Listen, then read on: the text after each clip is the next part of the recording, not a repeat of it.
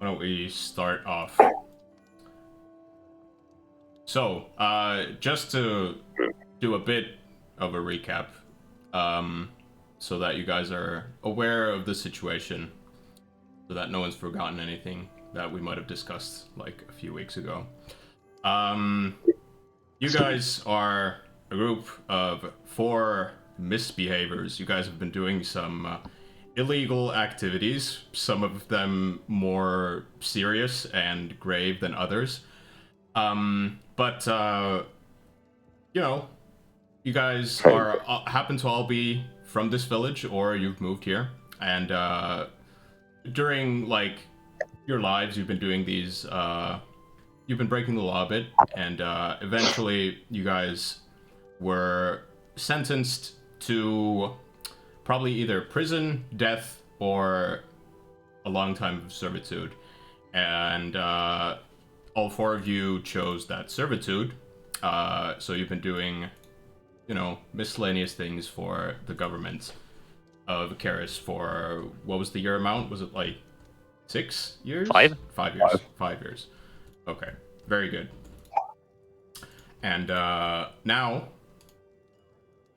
it's almost the end of the 5 years. You've only got one more mission, and that mission is to solve the theft of a tomb nearby.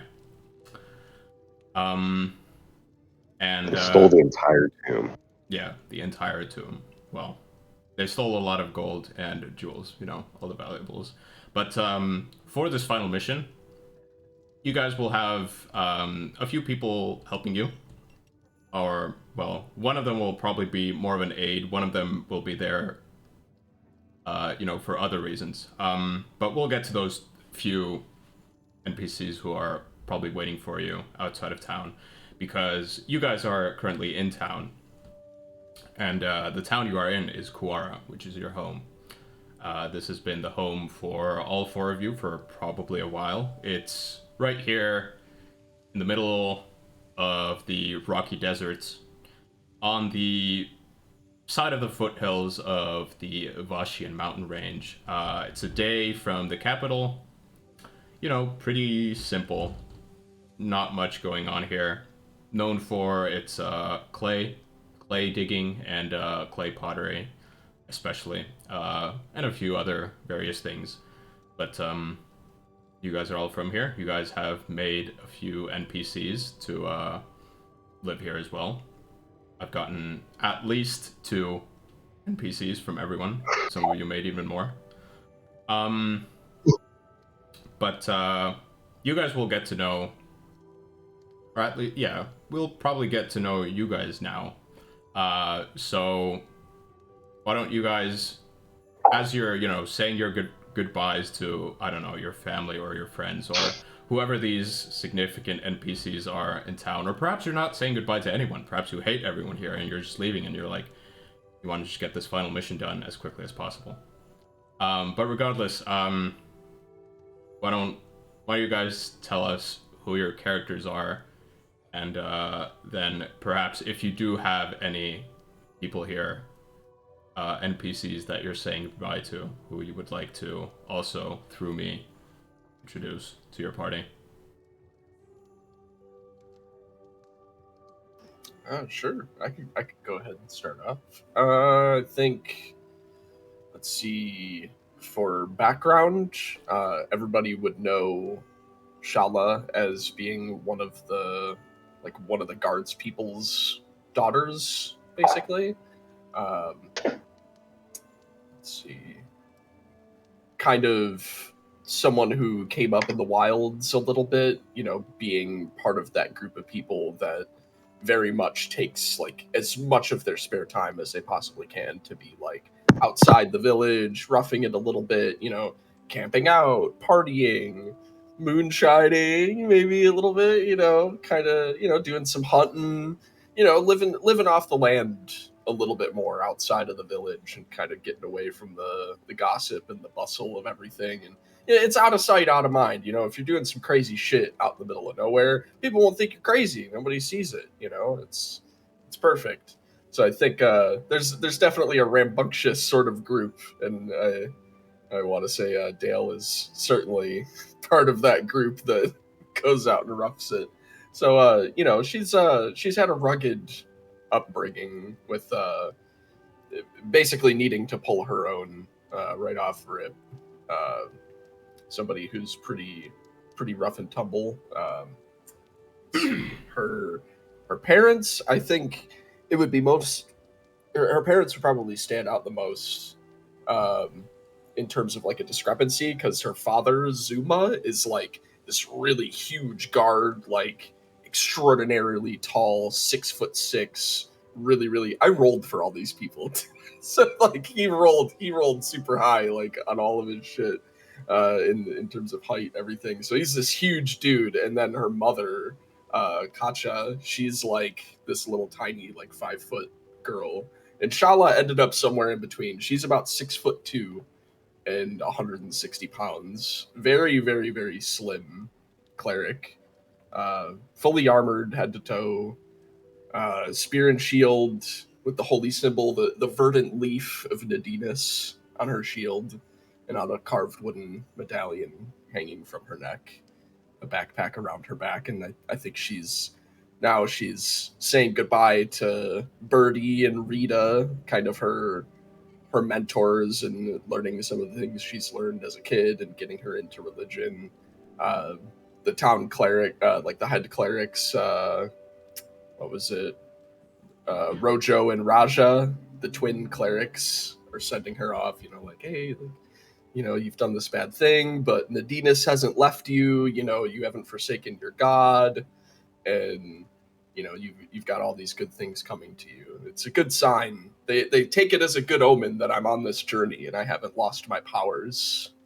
And I think it's a hard farewell, but it's Yeah. it's all a part of a greater purpose. I think is what everybody is been praying on. Like this is something that's good for us, surely.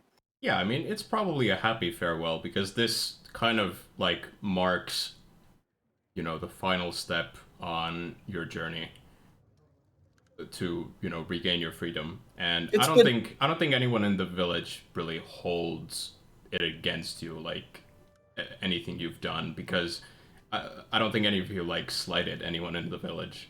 All of these were like crimes where the victim was someone other than anyone in the not in the Yeah. village. Yeah.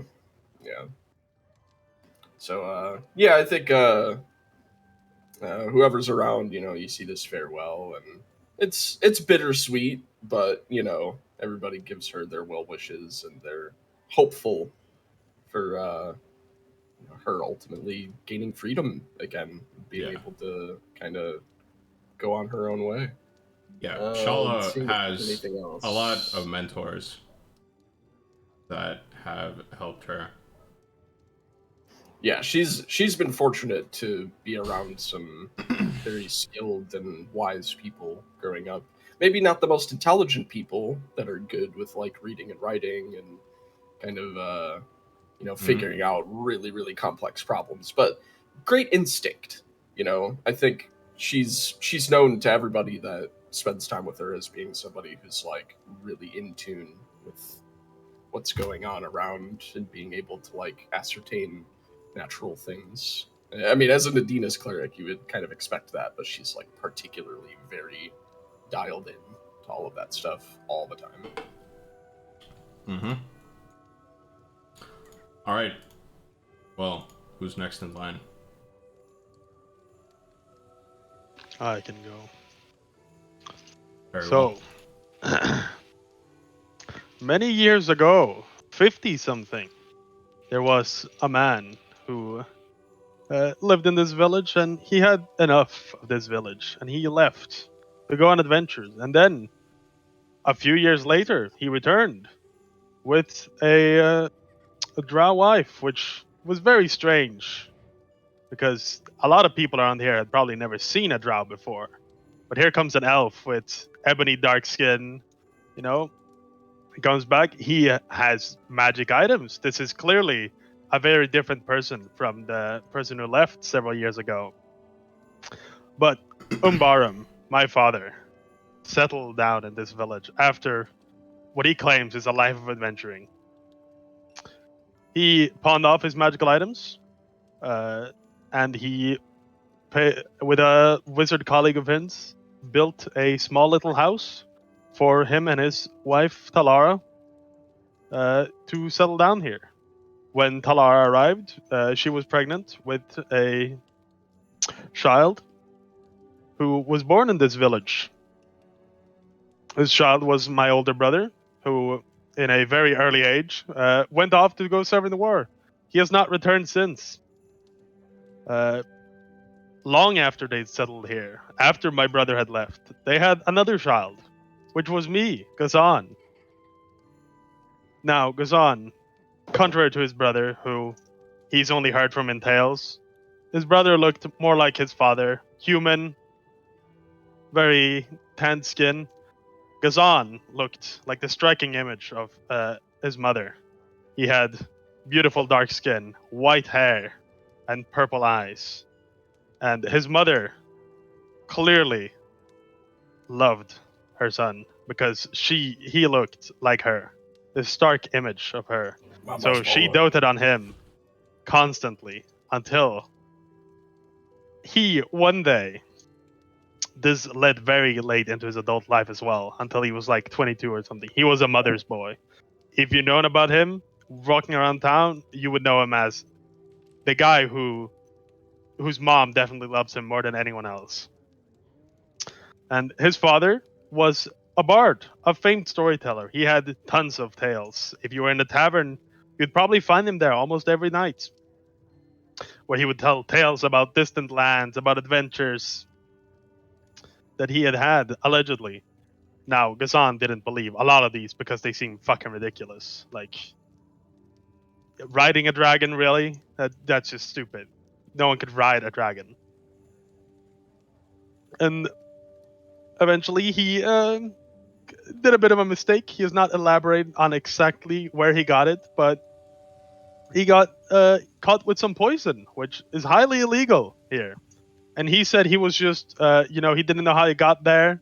He completely feigned ignorance, ignored, just completely claimed innocence, ignored any knowledge of where he got it or some such. And so he got sentenced to death, jail time, or servitude. Now he expected his dad, who clearly had influence, he clearly had money, he clearly had power, to come free him or talk to him. But the letter he got from his dad basically said, "Suck it up." And so for 5 years, he was put in servitude. During these years, a lot of things changed for Gazan. He had an accident with an alchemy lab, which burned most of his face and upper body. After that incident, he walks around very covered because the sun harms his skin. So you rarely see him without his dress up, and if you do, he is covered in bandages that cover a lot of burn scars. All right, and Yes. Kazan lives in Kuara with his mother Yes. and his 4-year-old sister. Yes. Very So good. during these years of service, at some point, Gazan's father passes away. And Gazan takes this as he did not have enough time to make amends with his dad while he was still alive. So he took up the bard, the pan flute of his father in his name, and he took up the tailoring profession as well. So he now hopes to live up to his father's legacy, so to say, and become a better person than he was before. Because he is reflected and he knew he was a bit of a fucking cunt.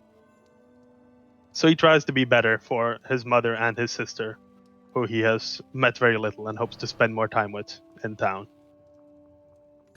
All right, and you do have an uncle as well.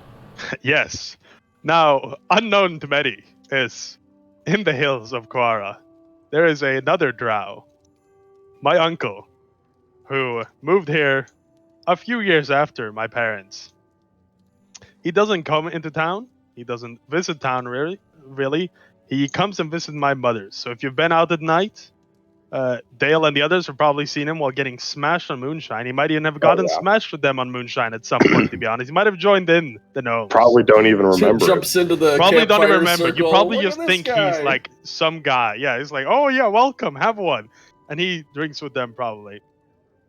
He lives a bit outside of town, a 20-30 minute walk. You can see him collect water sometimes, but he makes poisons and venoms, mostly for the fun of it, because that's what his dad did, and that's what his dad did before him. It's the family tradition of making venom. And poison. Uncle Venom. Uncle Venom is the nickname he Uncle associates. Venom. Oh, Yes, shit. because he doesn't want to use his real name, This so is- he just goes by Uncle Venom. His real name is Chad, right?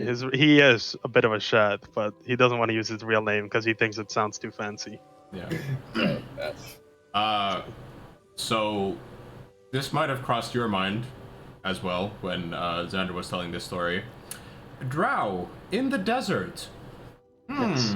Doesn't quite make sense. Sounds a bit cursed to me. But yes, he has taught me. He has convinced me that there can be Drow who live in the desert, and apparently, your Drow mother and Drow uncle barely ever leave the house. During the day, they do not come out. Yeah. They are night creatures, yes. Yes.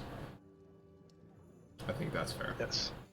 That is fair, yes. So you will probably not have seen my mother a lot. You can probably hear her playing instruments and hear her singing. If you have ever seen her, she is very beautiful and she has a great voice.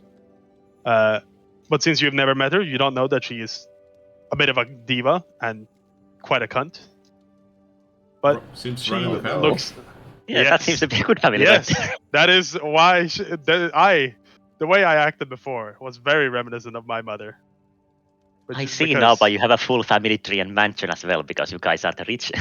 Or you were planning to have one. Well, all right. I didn't know we were gonna be fucking the fucking village when I imagined this character, but you know we are what we are. Okay, Mister Fucking Diamond, 50 gold diamond, can't afford rations. Diamond man. What about you? hands. Tell me about you, Diamond Man.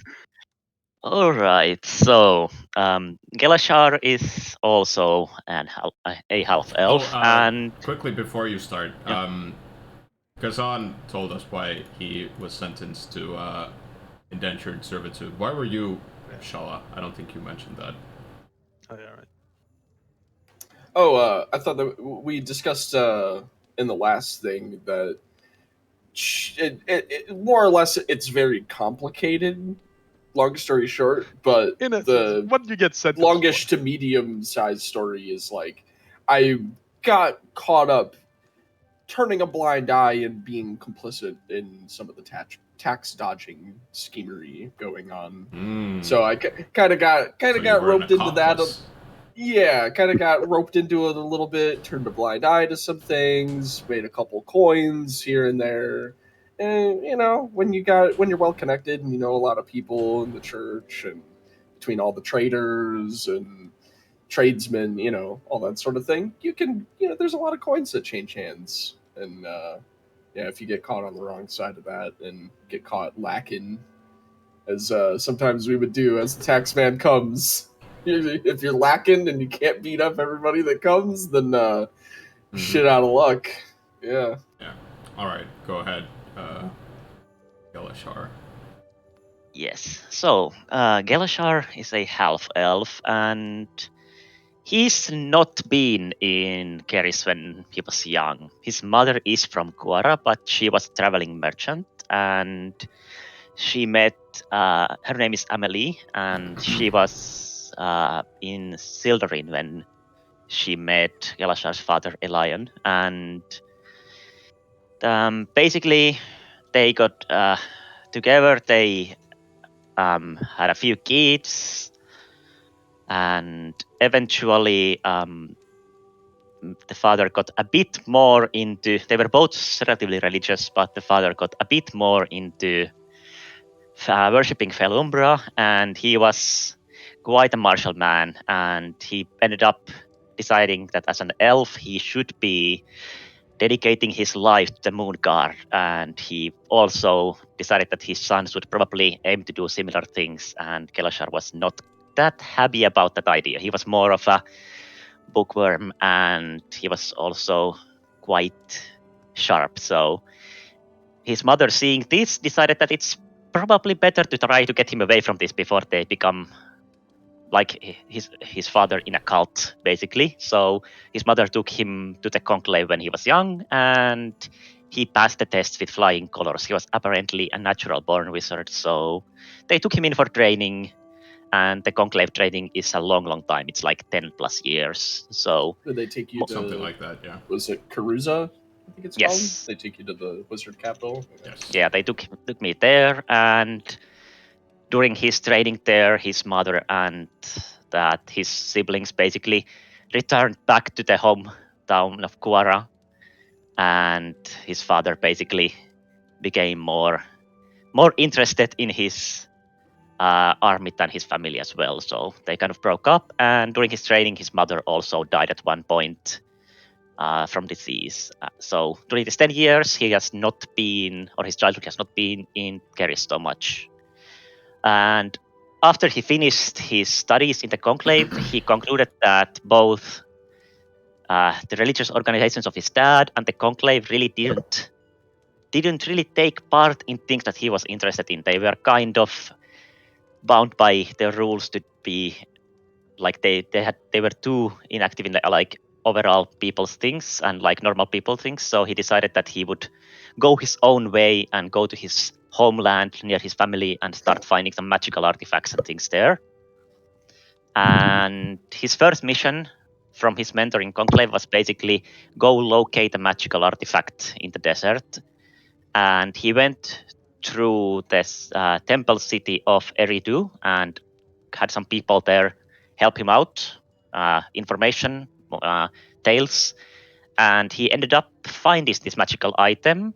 But at the same time, his questioning and helping in Eridu basically made him a target of some local cleric who decided that this artifact belonged to his organization and family as well.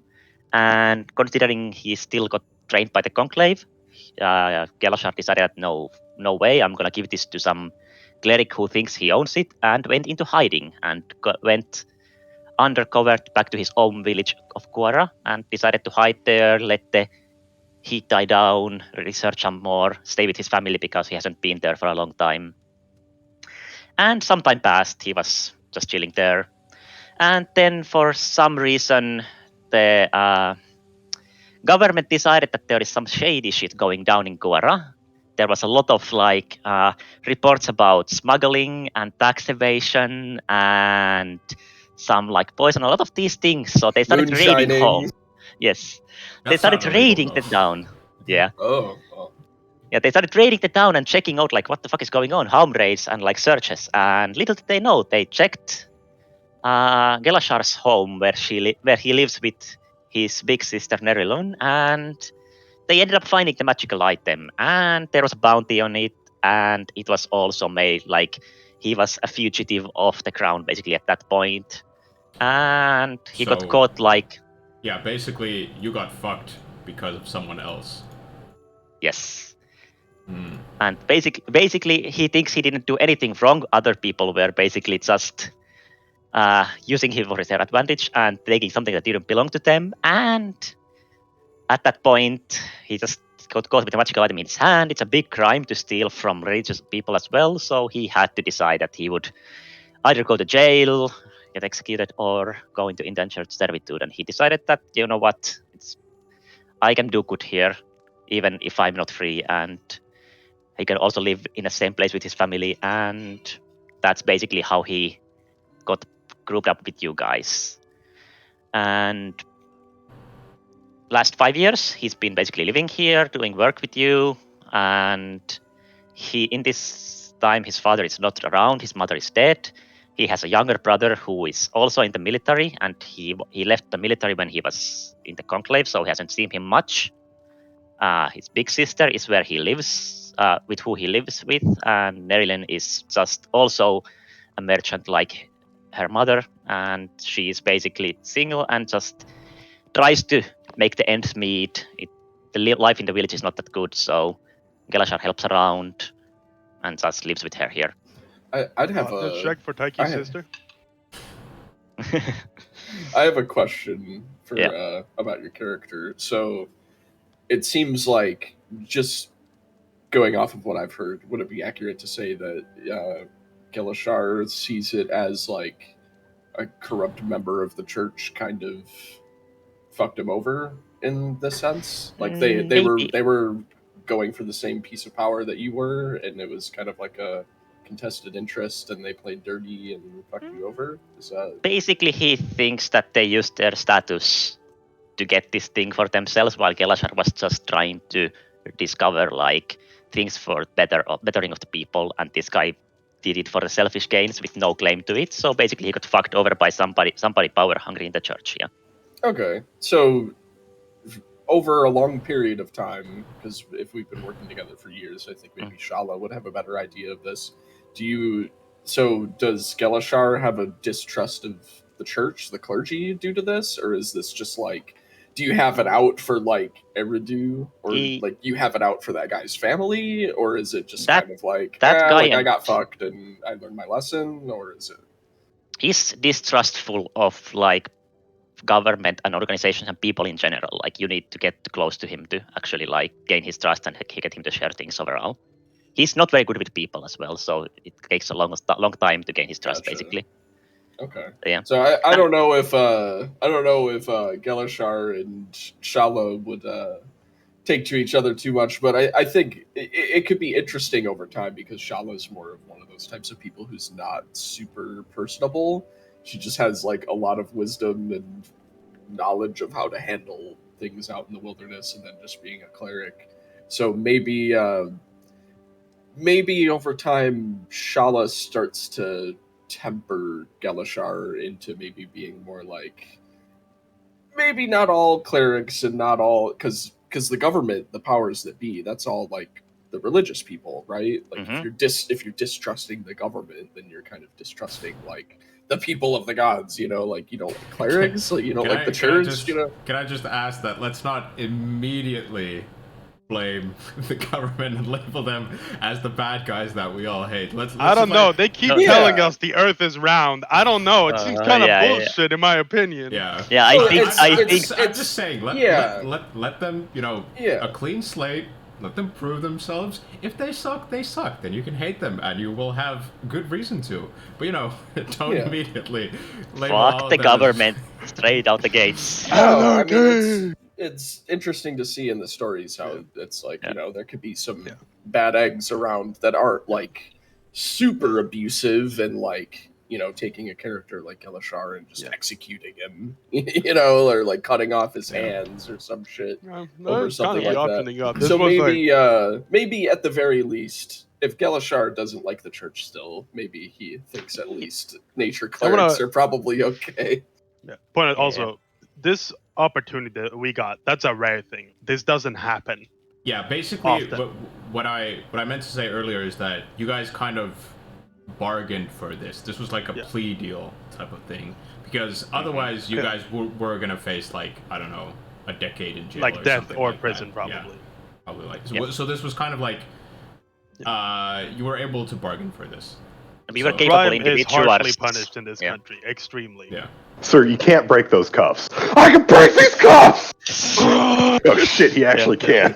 Alright, before we continue with the interpersonal relationships, go on, Taki. Yeah, so few finishing details. In the village, besides like working with you guys, he also, like in this small village, wizards are rare, so he's a trained magus of the conclave. Magus. I don't know how to pronounce it. Magus, yes. Yeah. And he's been working with the village elder, basically helping him out because he can do like basic ritual spells, magic. He has a lot of knowledge about the history and religion and everything.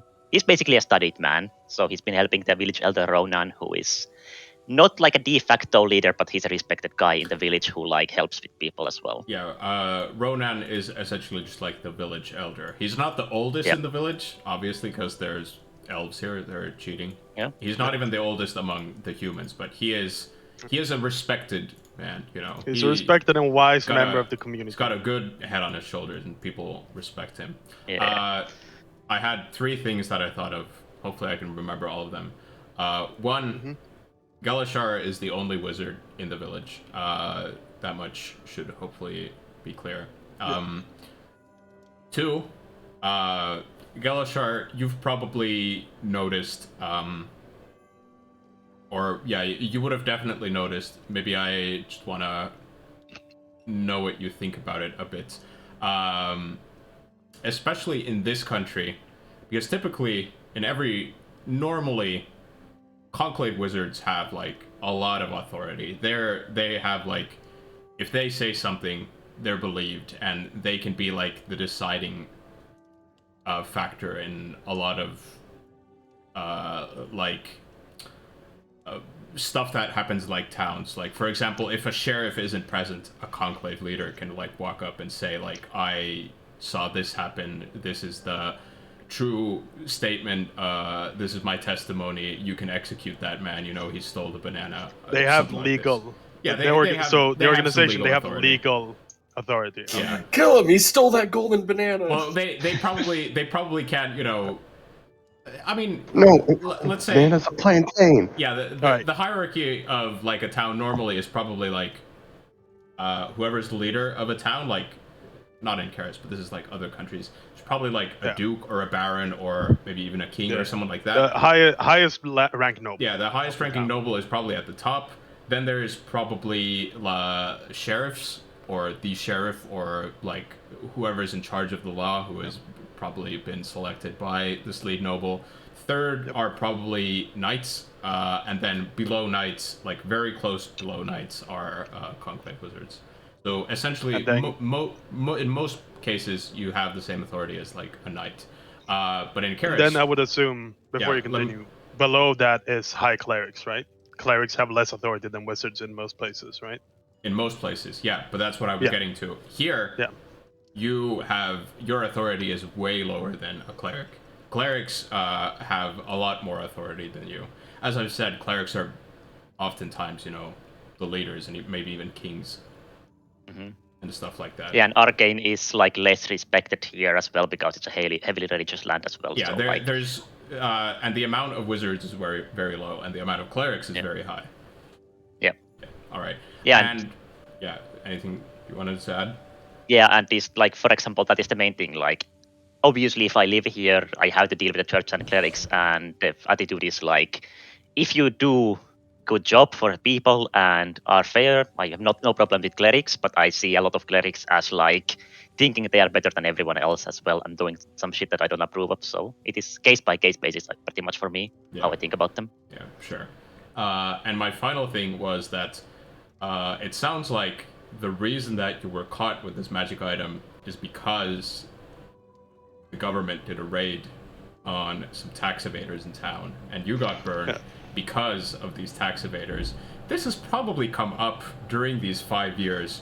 Do you hold any grudges against Mr. Dale here in the party for that, or is that kind of I feel like swept under everyone. the rug, or? Yeah, I feel like we should have. I think I want the backstory of Dale before we do the relationships. But Dale is the reason the sting operation that fucked all of us happened.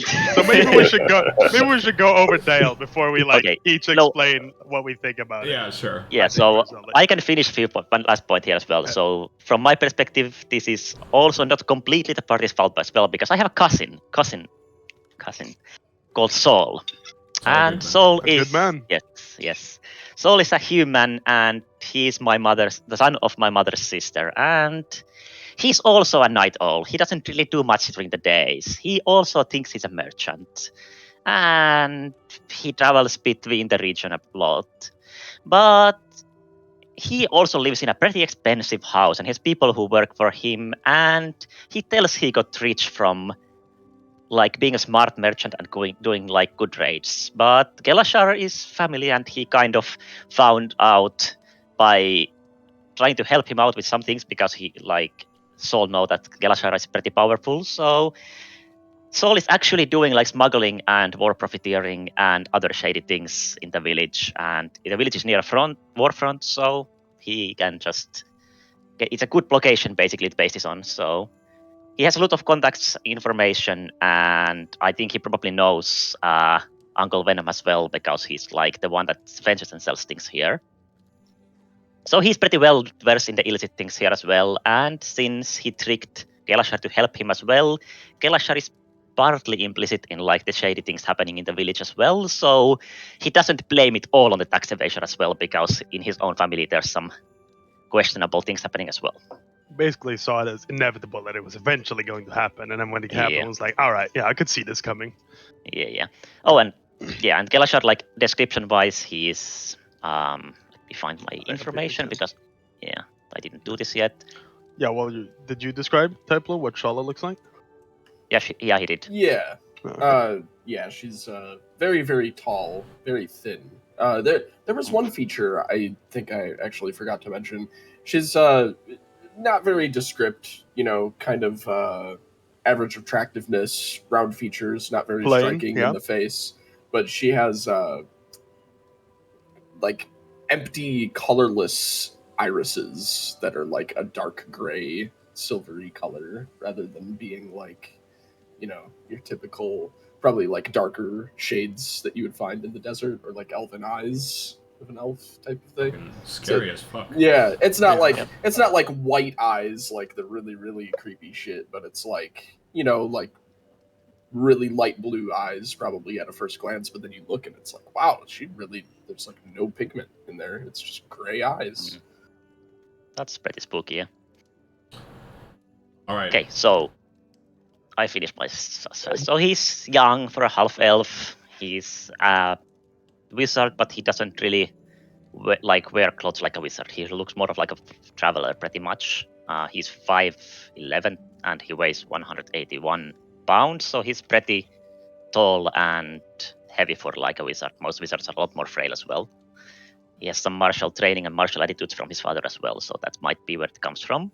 He has dark blonde hair, green eyes, and surprisingly light skin for the desert because he hasn't been growing up here. And he usually wears like a hooded cloak or alongside his traveling clothes that are usually like brownish. And for weaponry, he has a dagger, a wooden staff, and he has a strange amulet of Felumbra with like a diamond in the middle of it that he carries around in his hand or around his staff. And you probably heard about it, that it was his mother's amulet, and he got it after his mother died as well. So he keeps it as like a memoir and doesn't really want to wear it himself, but has found use for it in his spellcasting, basically. Buy the whole village with that. So, Mr. Sting Operator, what I don't know happened? what you're talking about. I did nothing wrong here, alright? So, they all started off as like regular ass gnome just living in probably the capital city, Gavash. Where he was definitely wasn't as smart as the other gnomes that lived there. Like when he was old enough to take his first apprenticeship, like they realized they could just take advantage of him and just have him work endless hours doing the manual tasks that no one else really wanted to do because they had more important things to do, like figure out how to get their fucking 3-barrel ballista to work, even though, they decided that they'd try to do it without any sort of tensioning device. That's smart, I guess. But he could never figure any of that shit out, and eventually, after basically being turned into not necessarily a wage slave, because that would imply he actually got wages, but it's more like the company towns of the coal mines in the U.S. circa like 1960, where it's basically like he had enough money to buy himself into debt just getting food, and he's like, all right, fuck you guys, I'm out of here. Just runs out in the country, moves in with his uncle that he had heard about from his parents. Like, basically we don't talk about him out there. And it turns out he fucking loves this place. Like, in the grand scheme of things, his uncle is pretty calm, especially for, like, it wasn't nearly as crazy as the other gnomes, but so his uncle's name is Daryl, and who has a son, Cletus. And the three of them quickly became best friends. However, this environment that's out there where they're all making moonshine, constantly getting drunk from their own moonshine, because they don't think to stop drinking it themselves, to sell more, to make more money, so they can then make even more moonshine. They kind of been static in their output, but holy shit, do they make the best moonshine this side of any ocean. And that stuff will put some hairs on your chest. But after having most of his money taken away from him, like, he's kind of come to the realization that any institution that's like, oh, I'm going to be taking your money from you, really, they're just trying to steal it. Like, the government, what do they use it for? Like, I'm pretty sure that's to line people's pockets, you know, not to do anything actually useful, like pave roads, pay for defenses or anything. But no, it just goes into someone's pocket. Like, taxation is actually theft in their eye. And that just kind of grows to a head until one day someone comes to collect their taxes and Dale just fucking loses it on this guy. Turns out he wasn't even a real tax collector. And in beating the shit out of this dude, Dale saved people at least a handful of copper total. Truly great sums. And for a while, people were like, "Oh wow, yeah, cool. He saved us." And then the actual tax collector came and he did the same thing. And it was like, "Oh, he's actually just crazy." And this goes on for a while. Like okay, maybe it's just once he didn't realize that. And after like a couple years of beating the shit out of government officials, they finally decided to crack down. And crack down was just have like a squad of guards come out from the Capitol, and they get there and they just go into the house and take the taxes. But how they do that is, you got like 3 crazy ass gnomes there. They're not just going to let you do that. Well, all the gnomes are like fucking 3 foot nothing. And so they just like pick them up. And it's like picking up a 5-year-old child. Like, they're waving their arms and everything, but there's not much they can do. And they just go in there, further cementing the taxation is theft idea into all of them. So, like any good crazy people living out in the hills, how do they solve this? Well, only they can fix this problem. So they do one thing in this time period that you can actually do to get ripped, and that's go into construction. They start actually like taking the clay down and helping people build their house, but that shit's heavy, and so they all just fucking get ripped on moving rocks. And it's almost comical how they look, because they go from like your scrawny ass like hicks in the hills to now burly ass hicks in the hills that are still 3 foot nothing. And like the next time this happens, the squad comes out, the feds as they call them, and come out, and this time it's more than they bargained for, and they're able to dodge their tax once again. And it just turns into this not necessarily arms race, but arms race of who is more clever at either gathering the taxes or evading the taxes. And usually each side ones up the other every other year, until eventually there is a near miss, if you will.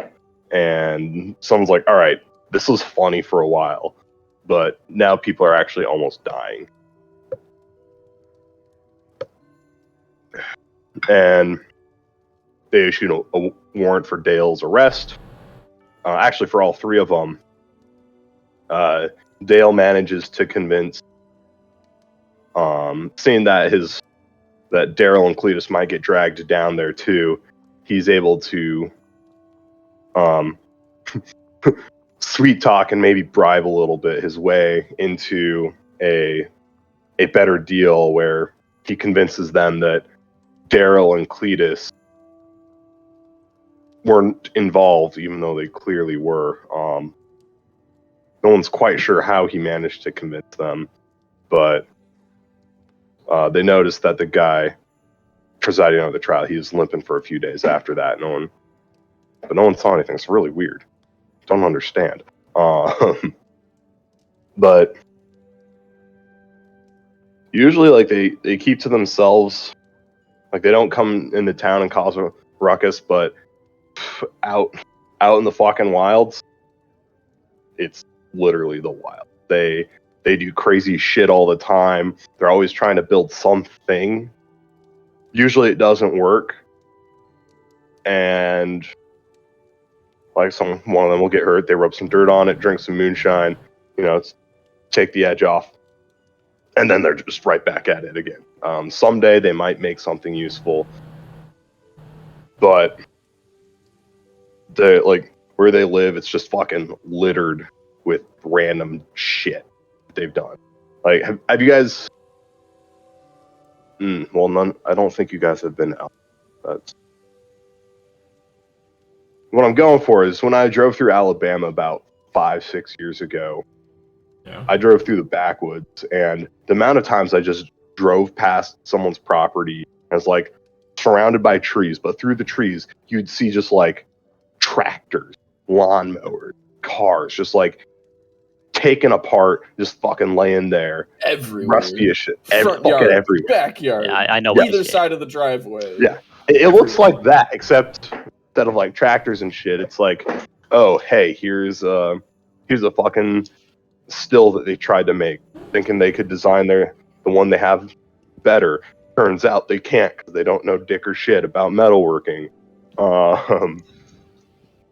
There's a broke down wagon that could never there's get a broke fixed. It down was wagon. totaled. Yeah, I can it's imagine total. just like there's like It's junk. a wagon, everywhere. like a broken down wagon that's been put in half, and you guys have like somehow made it into like a motorcycle, and you just ride it down like a hill or something like that. And then there's like a massive like crevice somewhere, and then you built like a swing that is like literally life-threateningly dangerous that you swing on all the time and stuff like that.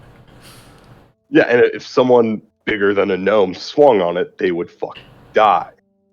But somehow, these ripped ass gnomes, they can swing on it just fine. Yep. But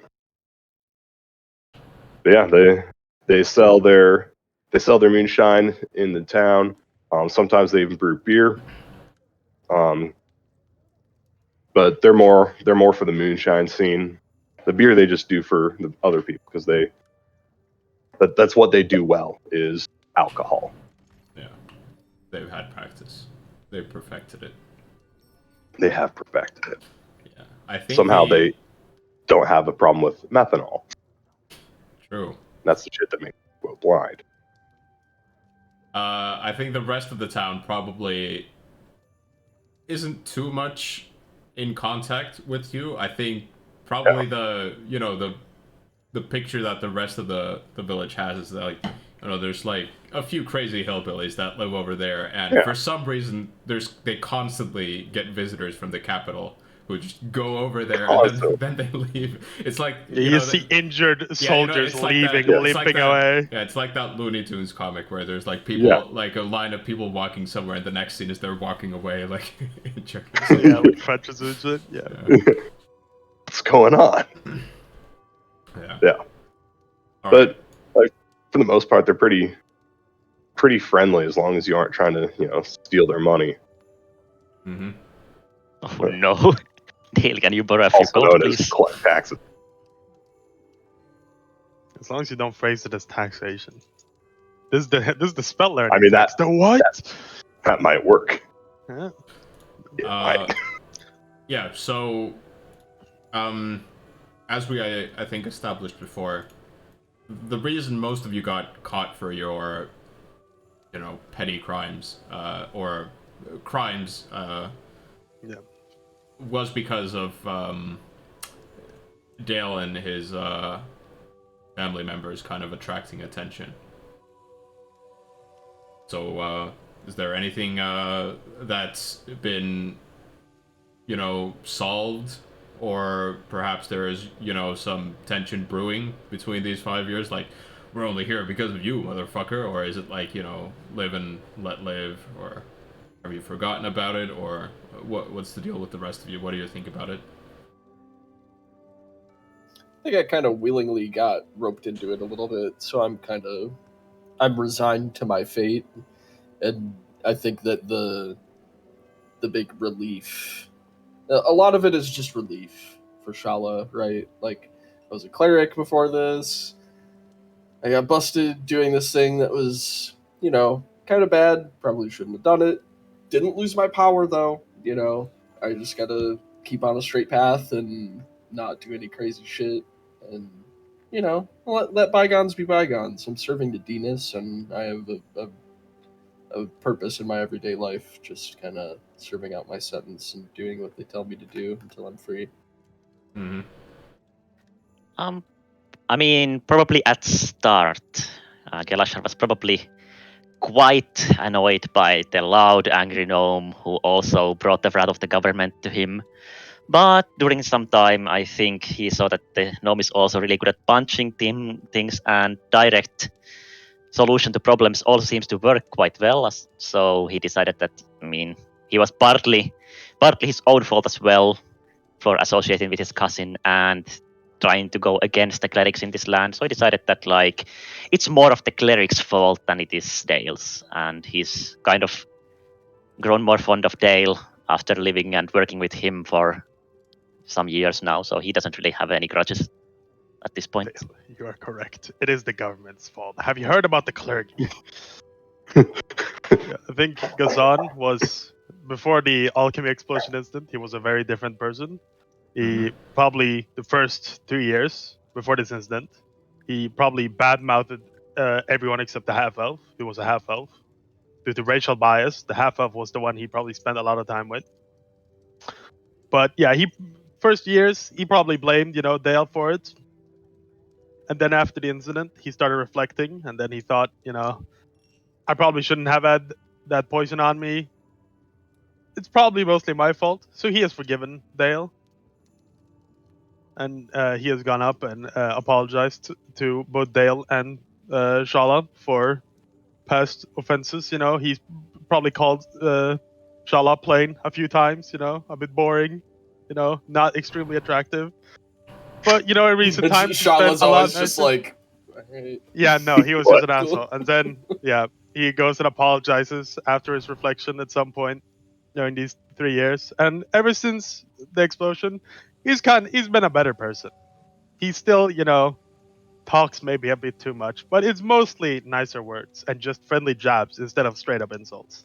I think maybe one of Shala's things that she's been interested in after your accident, maybe part of the disposition softening a little bit on the part of your character is Shala kind of like taking an interest in being like, hey, maybe I'm going to continue stuttering under the Dinas. Maybe we can fix this. We can fix your accident. And I think a lot of, if he's permitting, Shala takes quite some time just like praying over this and kind of like inspecting you and seeing. He'll like, be what very she can like, do. you can't fix this. I was already, the first, the 4 parts of grief. The first one is denial. It's just, how can you fix this? I was perfect. All right. Yeah, you're you can't resigned replicate to your fucked up state. you can't replicate it. And then the acceptance comes, and he's like, I'll just have to learn how to live with it. If you can do it, great. But don't go out of your way. But I would appreciate it. I will always try. I will always pray. I think maybe like once or twice a week, it's like maybe there's an inspection of like maybe there's like a wound, something, or like there's something I can heal. And nothing ever shows up, and I always pray, but no power, no new power ever comes. Says at some point that you have very attractive eyes. He likes your eyes a lot. Shala will she oftentimes she doesn't speak, and she simply has like a little maybe she'll like do a little bow to like, or she just does like the heart thing in response. Just does a little heart and smiles. Reacting with emojis. Yes. Yeah. I just She's my not cutting one for words many is just I pull words. out the skull emoji.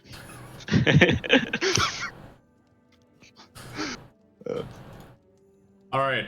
Well. Also, the important thing is, Mhm. does Dale admit that he dodged taxes? Yes, of course I did that. So you're guilty? No. But you just said you Accusation I did. is don't Yeah. theft. consider it a crime. Yeah. Yeah, it's the I did government's nothing- fault, not I mine. think I we've did all nothing had wrong. like the conversation, Self-defense. and probably all 3 other party members have said we should really just not tell him he's paying taxes and just pay his taxes. That will avoid Yeah. so many issues. And I think all of us have just silently Yeah. agreed to whatever he's like. I don't pay Yeah. taxes. Like, Yeah, I think Yep. And the Yellow best Shadow- part is you're working on the long con of like, what if you tell him 10 years down the line, like, hey Dale, Yeah. all this time we've been paying your taxes. The Yeah. look on his face and the reaction, he freak out. Oh, yeah. Probably Like, die, especially- but you know, good final quip. You know. I Like- think at some point, Gelashar would have just like tried to have like a logical, reasonable conversation with Dale about it, and after 2 times he just goes to like Yeah. Kashan and he's like, you know what, we'll pay for his taxes. It's easier that way. And he just Yeah, I nod. know. That's like Your logic doesn't apply here. it's just he just thinks differently. You backstoried your way into not having to cover living costs. Good job. No, he's backstored his way, No, making no. us cover his living No. costs. That So we all have to pay 40 very- a month instead of 30. I've got to make a very important distinction. There's a difference between Yeah. the government stealing your money through taxes Yeah. and then paying people for the rightful work and hard work they've done to provide services. So There's yeah, you a pay very for big inns, you pay difference. for drinks and stuff. Yes. But then like Yes, absolutely. Like I will Probably- absolutely pay money to yeah, spend a night in someone's house. They're providing a service to me. They're providing a product. What the Like- fuck I is don't the know if government you- doing for us? Yeah, I don't know if you've Yeah, discussed this. what with the fuck Sam, does the but we could government probably- do besides, like, look at all the fucking rich ass nobles walking around like, oh, look at me, I'm so Well, we fancy, don't I'm have a happy." lot of those around here, to be honest. Most of them are cleric, but there are a bunch of rich ass Yeah. clerics that just walk around with Yeah. fancy That's just clothes. as That is bad. true. Saw them when I was in the city. I suppose. Well, I yes. know what I they're can make all you about. fancy clothes if you want to. So, I think we've discovered a way to get Dale. I want to my short overalls circuit. and my hat. yeah. That's all I need. we can get Dale to deep end when we start telling him, like, you know, all these people we pay for everything, they pay taxes too. To get it to stop, you have to get everybody to stop paying taxes, or you have to have an agreement ahead of time that Yeah, they're not I gonna use think that if money to Shala go brings towards this up, taxes.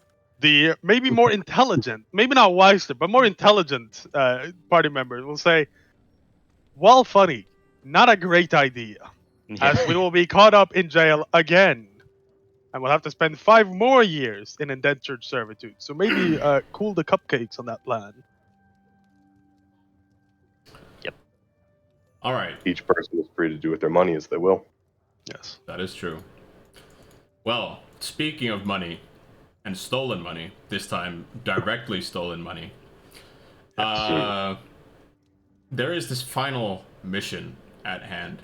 And as I said, you know, you guys have probably said your goodbyes in the village.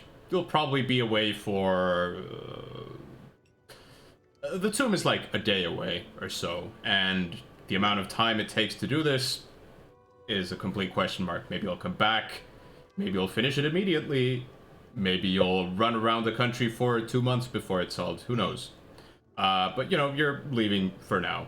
You'll be back at some point, so you're saying goodbye to the village. And you know, you guys are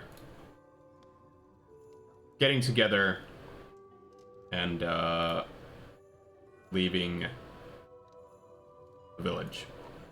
And outside the village, there are 2 people waiting for you. And these 2 people will accompany you on this mission to the tomb. One of them... I also have. Yeah? Go on. No, go on. One of them, the one you will most likely respect a bit more, is an archaeologist. His name is Frank. He is a very experienced, you know, knowledgeable archaeologist. He knows a lot of stuff, and this is his area of expertise. and he's been assigned to kind of like help you with this mission as well. And the other one is your probation officer. Yeah, that's Oh what I was no, gonna ask about. that sounds like Yeah, I government. was gonna How- ask, did we have one specific person the whole time that had to deal with us? And this is him, I assume, or her. Probably not the same person. It's probably been like you guys have been assigned to do this task, and if the task takes a day or if it takes a year, for probably that entire task, you guys have had like one probation officer who's kind of been like But overseeing. is there one person that gives us tasks? it. We get like letters or orders from one person, or is it just Fi- like the the government final- as a organization that gives us these things?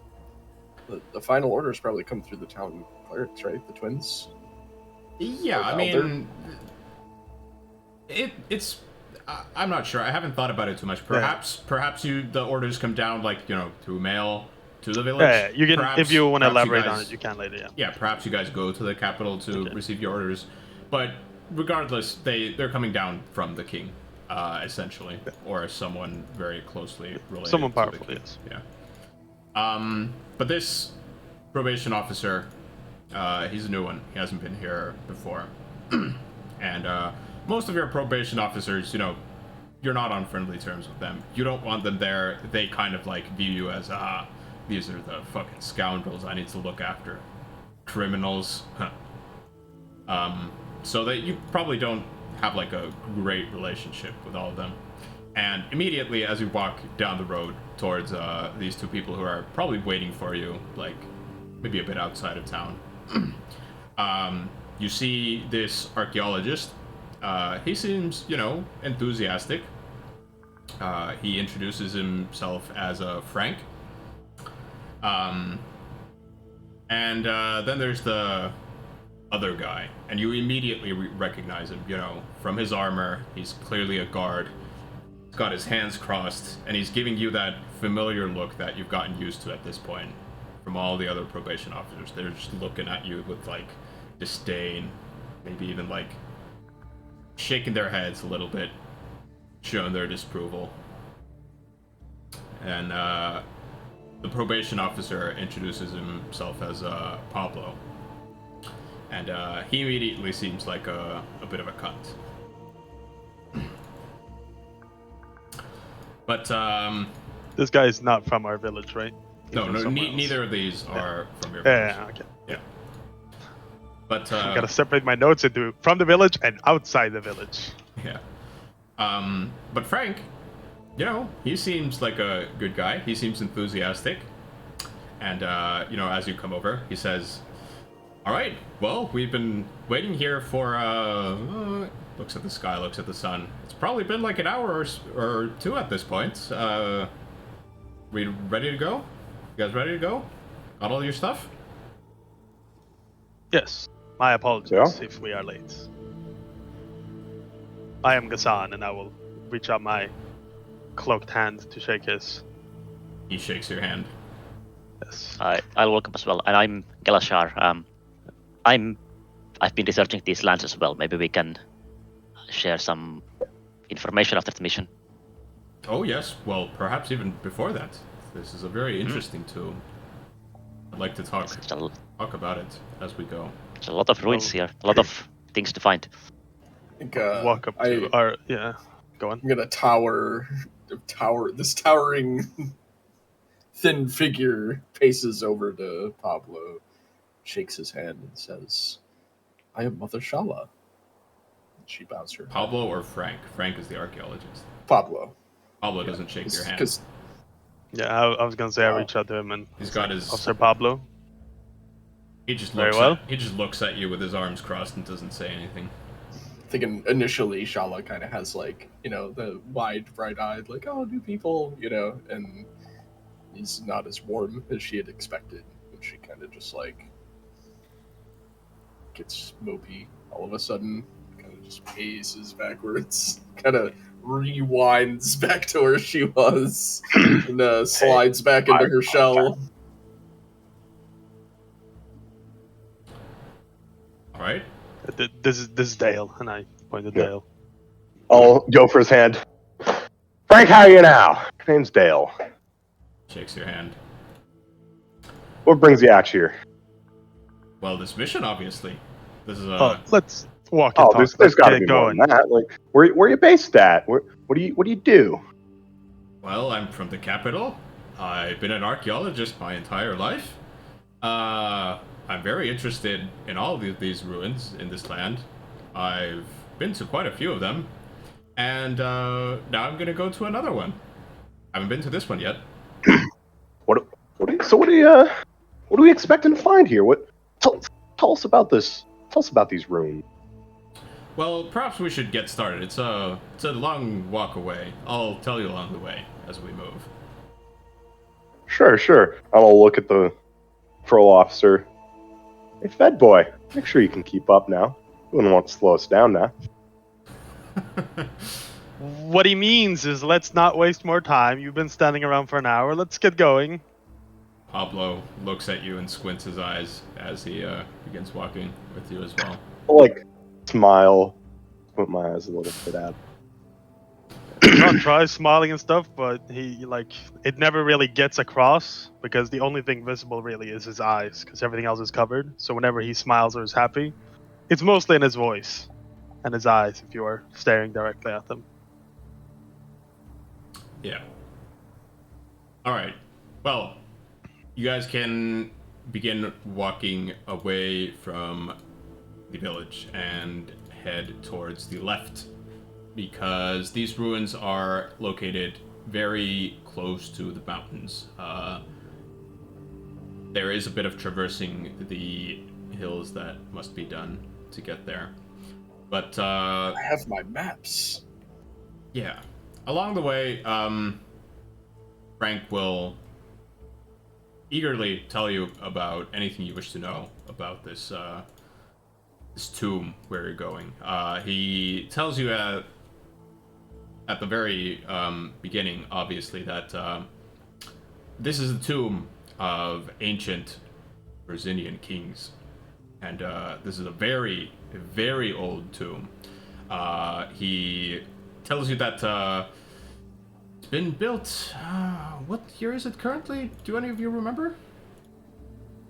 3135. Yes, that's the year. Of course. I believe it's Of course. It's been roughly 1,000 years now since the tomb was built. Very Impressive. old. Yes. Still Back- stands. Back when Assur was still the capital city of Merzine, very long ago, the kings of the Merzinian Empire were buried here. But after a while, after Assur no longer was the capital, and Uruk became the new capital, the tomb was abandoned. None of the more recent Merzinian kings have been buried there. Interesting. So this theft that allegedly, and I will glance over at Pablo, we are investigating. What Yes. exactly was stolen?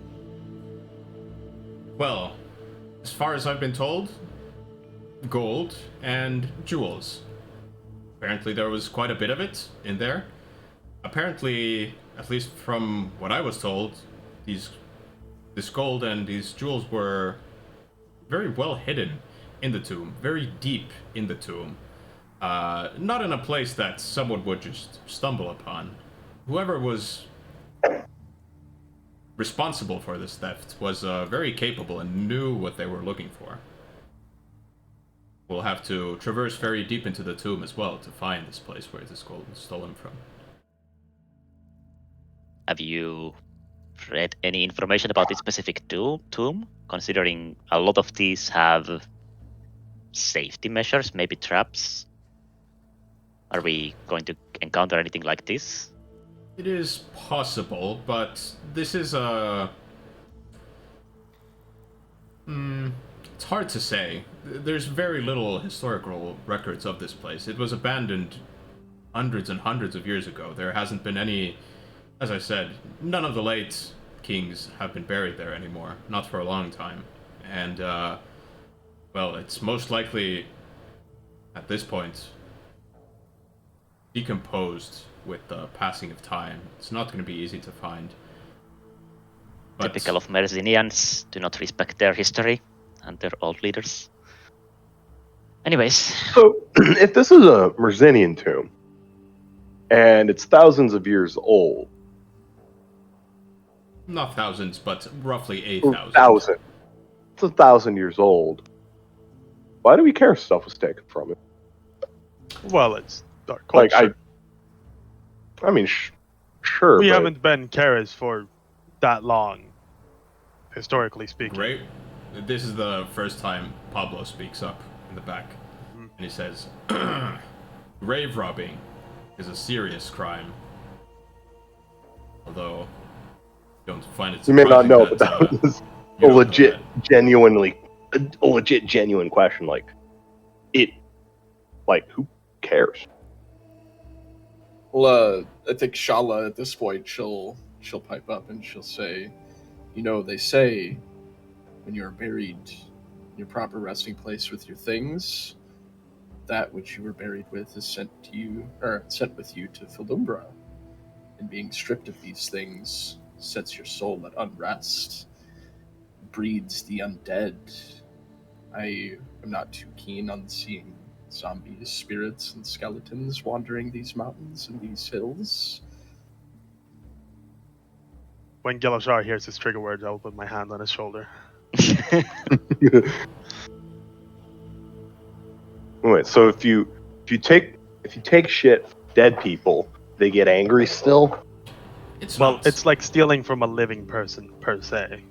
The spirits. Just they can't defend themselves, and we are a bit unsure of what happens after death. But the more money you have in life, the more money you have in death as well. For a lot of people. Shala narrows her eyes, and it being said that it's unsure what happens to people. She'd be like, besides, the clerics wouldn't like that their nobles and rich people have all of their burial artifacts stolen. It's quite demeaning for them, so not surprised the government would deal with this fast. But Yeah. they Pablo use it. speaks up and says, "If it is within the wishes of those who die to take their possessions to the grave with them, that is their right. No one has the right to just go and take from the dead. Their wishes must be respected." I'll shrug. Uh, Good enough for It's me. true. All right. So, as you guys are walking and talking, you guys traverse down the road a bit, and this is probably a good time to tell you guys you do have water skins, correct? Because that is Yes. very important in the desert. All right, one water skin, Yep. which is full, will last you 4 days. So if you want to spend like weeks at a time in the desert without refilling your water skin, you're gonna need multiple. But you know, one is probably good. to Enough have. for this. Yeah, it's enough for at least this trip. But it's good to keep in mind that you do need to eat, and the water skin is very essential. If you don't have any place to fill it, it's not gonna be good. Yeah, I was gonna say the known water sources I assume are towns. This next to Quara, the lagoon I assume is salt or fresh water, Mhm. and the circle of elements. That might be slightly What are they cursed. gonna do? If Let me you're- thirst to death? if I you're- mean, if you're there, Perhaps as a last resort, but yeah. you know, someone just randomly going over there, you know, drinking some water, you know, maybe like dropping a shit down and then walking away. It's probably not going to be too well looked at by the gods. A bunch of fucking Hey, if we gotta Clay's stop having by a the circle ritual, of and then on the elements. side you just hear glug glug glug glug glug as we're filling up water skills. Like, don't mind us. Glug, glug, glug. Yeah, You know, but- at least yeah. you're in the right company if you need to make a pit stop at the circle of elements. Yeah. So yeah, the lagoon, and then Quara and settlements. I assume. Any fresh water you see in any settlement, basically, Alright. is where you can fill your water skin. Very cool. Yeah. Are there sources of water and like can you find like a pool of water somewhere? Is it possible? Extremely unlikely. All right. Maybe like after a I rain did or not something. say impossible. If it rains. If it rains. Yeah, perhaps if it rains, but it rains very rarely. Yeah, it's obviously. who cares? What does Nadine's cleric get, like good berry or like purify food and water or like create food and water spells? I get purify. I think that's it though. Good berry is a druid spell. Yeah, but clerics That is get true. other She's a spells nature from cleric, that friends. is true. Yeah. I Sometimes. But just just drew because the it's cantrip. A druid spell doesn't mean you can't pick berries and say these are pretty good berries. True. That's You true. can do that. Good one. Try to pull that one over to the I'm eating some good berries. Okay. You know, lowercase g. All right.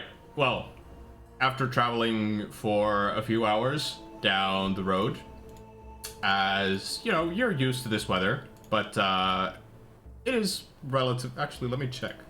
I don't have the correct. Also, country. yeah, we can. Do you have the survival navigation tools thing? Yes.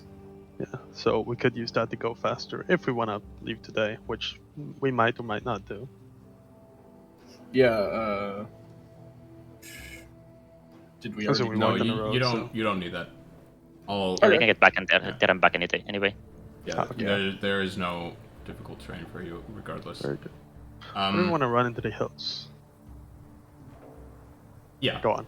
So, as I said, you guys have gotten used to this weather at this point, but regardless, it's a pretty hot day.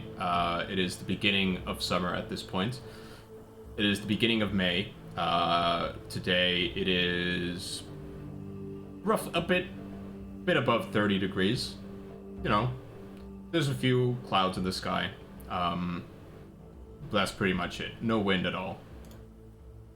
So, you know, a pretty normal day in the deserts. But you guys can chug away at your water skins, not care too much. And Did eventually, you say 30 degrees? yeah, Celsius. Celsius. Yeah. Celsius. Yes, we don't That's measure pretty in cool. feeling degree. That's very hot. Body temperature is That's 37. Pretty cold for a desert, honestly. Like, 37? that's about 30 86. degrees? That's about 80. You're probably that looking is at, like, 86 30 degrees. Well, 40 it to depends. 45 probably. peak- with no- This Which isn't, is this isn't like scorching About desert. how No. hot it is right now. Yeah, My team it's- works in Egypt and it's like 35 to 30 like on average days, like close to 40 on really hot days. Yeah, it's the beginning of summer. It's not like it's still, this would be considered like fall, but they're Beginning of summer, fall. no, I mean spring. Yeah, spring. Spring Yeah. is what I mean. Yeah. Like, fall. Is his first fall?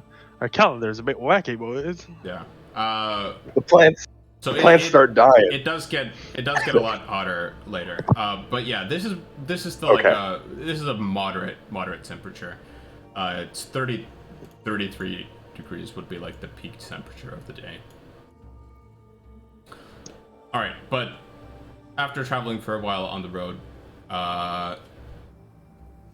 Frank, the archaeologist, he looks at his map and says, "All right, now we need to go over there."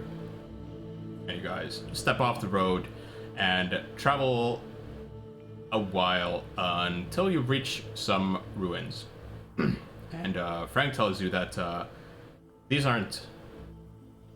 isn't the tomb that we're here for, but we do need to walk across past this tomb, deeper into the mountains, where the actual tomb is.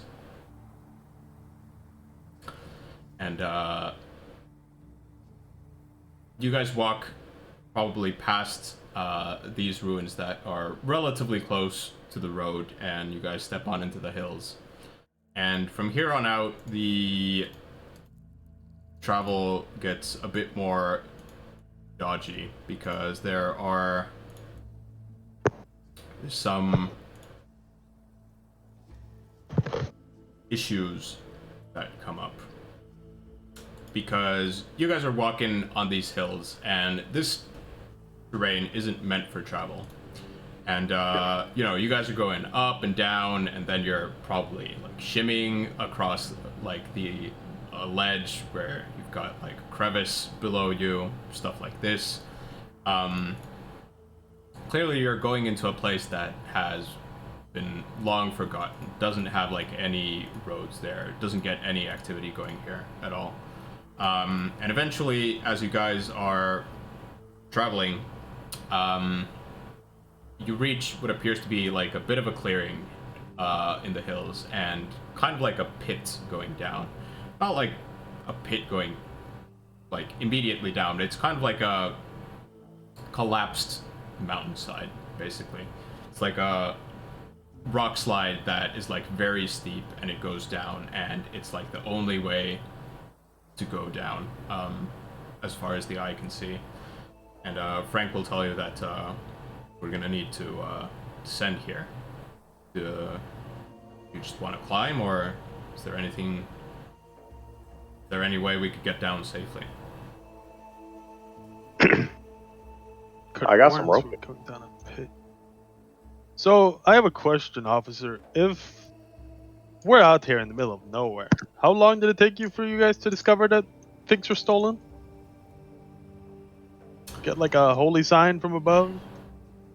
There were reports in the marketplace of some very interesting jewels being sold, and we took a look at this, and lo and behold, there were some very ancient jewels that our jewel crafters were able to tell that they came from this place. Regardless, the gold coins also gave it away. There's been some gold coins with a stamp on them that haven't been seen for a long, long time.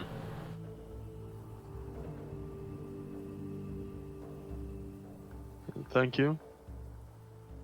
So we're seeing how to get down into this pit. Is this like is this a super steep drop, or is this like difficult terrain? it's basically like a landslide. It's like it would be something like this, and you guys are like at the top here, and it's like rubble and rocks the entire way down, and it's pretty long and pretty steep. So you guys could just climb it. You know, it doesn't seem impossible. Well, I'll tell everyone. Try to follow behind me. I could do this kind of quickly. It's not a very far drop, This right? isn't. No, your tools don't help here. That's only for travel. No, I have mold earth. I can cast mold earth okay. and kind of like I can move rocks into a path to kind of like make a pathway that's a little bit more stable in the landslide rather than Sure, but sliding down mud. it's still gonna be a drop. It's not just gonna be like walking. Yeah, Make but probably I like can, stairs and like Yeah, you could do platforms. like I can make like stairs, stairs and some holds that you could like scale down a little bit more safely, things like this, Sure. just by moving like stones around and stuff. Mm-hmm. So I probably take like it's like one action each, and I can do 5 feet. Yeah. So it's probably like 6 castings of like this 30-foot line of 5-6 cubes or whatever, lined up to make a path for us all the way down, or however long it takes. Sure. Still Just gonna standing be there, like going down steadily, like as I go. It's like a Minecraft thing because I have a Yeah, I was gonna say, I'm it's capped on probably just, range, like, so I just have to like digging walk the earth down out. further and like keep casting at max Also, range for future to reference, shape the does path. mold earth work on sand? It should dirt or stone. Yeah, it's up to right? the Sev, I think. So I just think it crushed would. stone. probably. Yeah. I don't know. All right. Cool. Yeah, just want to clarify it now. All right. It's a loose earth, right? Yeah, sure. Out of the scientific name for earth. Well, Chala can do this, but it's still gonna be a very steep drop going down at the beginning. So I want you all to give me some either acrobatics or athletics checks to scale down. It's not too difficult. But, Yeah. you know, Before we start going, also I see as Galshar starts climbing down. Should we attach a rope or something up here so we can climb out easier? Yeah. Down might be easier than up. that is true. So somebody stay up there and hold the rope for me, please. Well, I mean, we could tie it off around a rock, right? is there a rock around here? Mm-hmm. Yep. Yeah, stable rock. At the top of the landslide. Oh no. All right. Do you have rope? I look at Dale. Yeah, of course. All right. Rope's Can I- important. Why didn't you bring any? No, Since I'm start slinging not off the very rope. strong, I'll take it and I'll use my advanced rope usage to tie a effective knot around this rock that doesn't let up. So Very it good. is highly secured. Are you sure the rock is secure, though?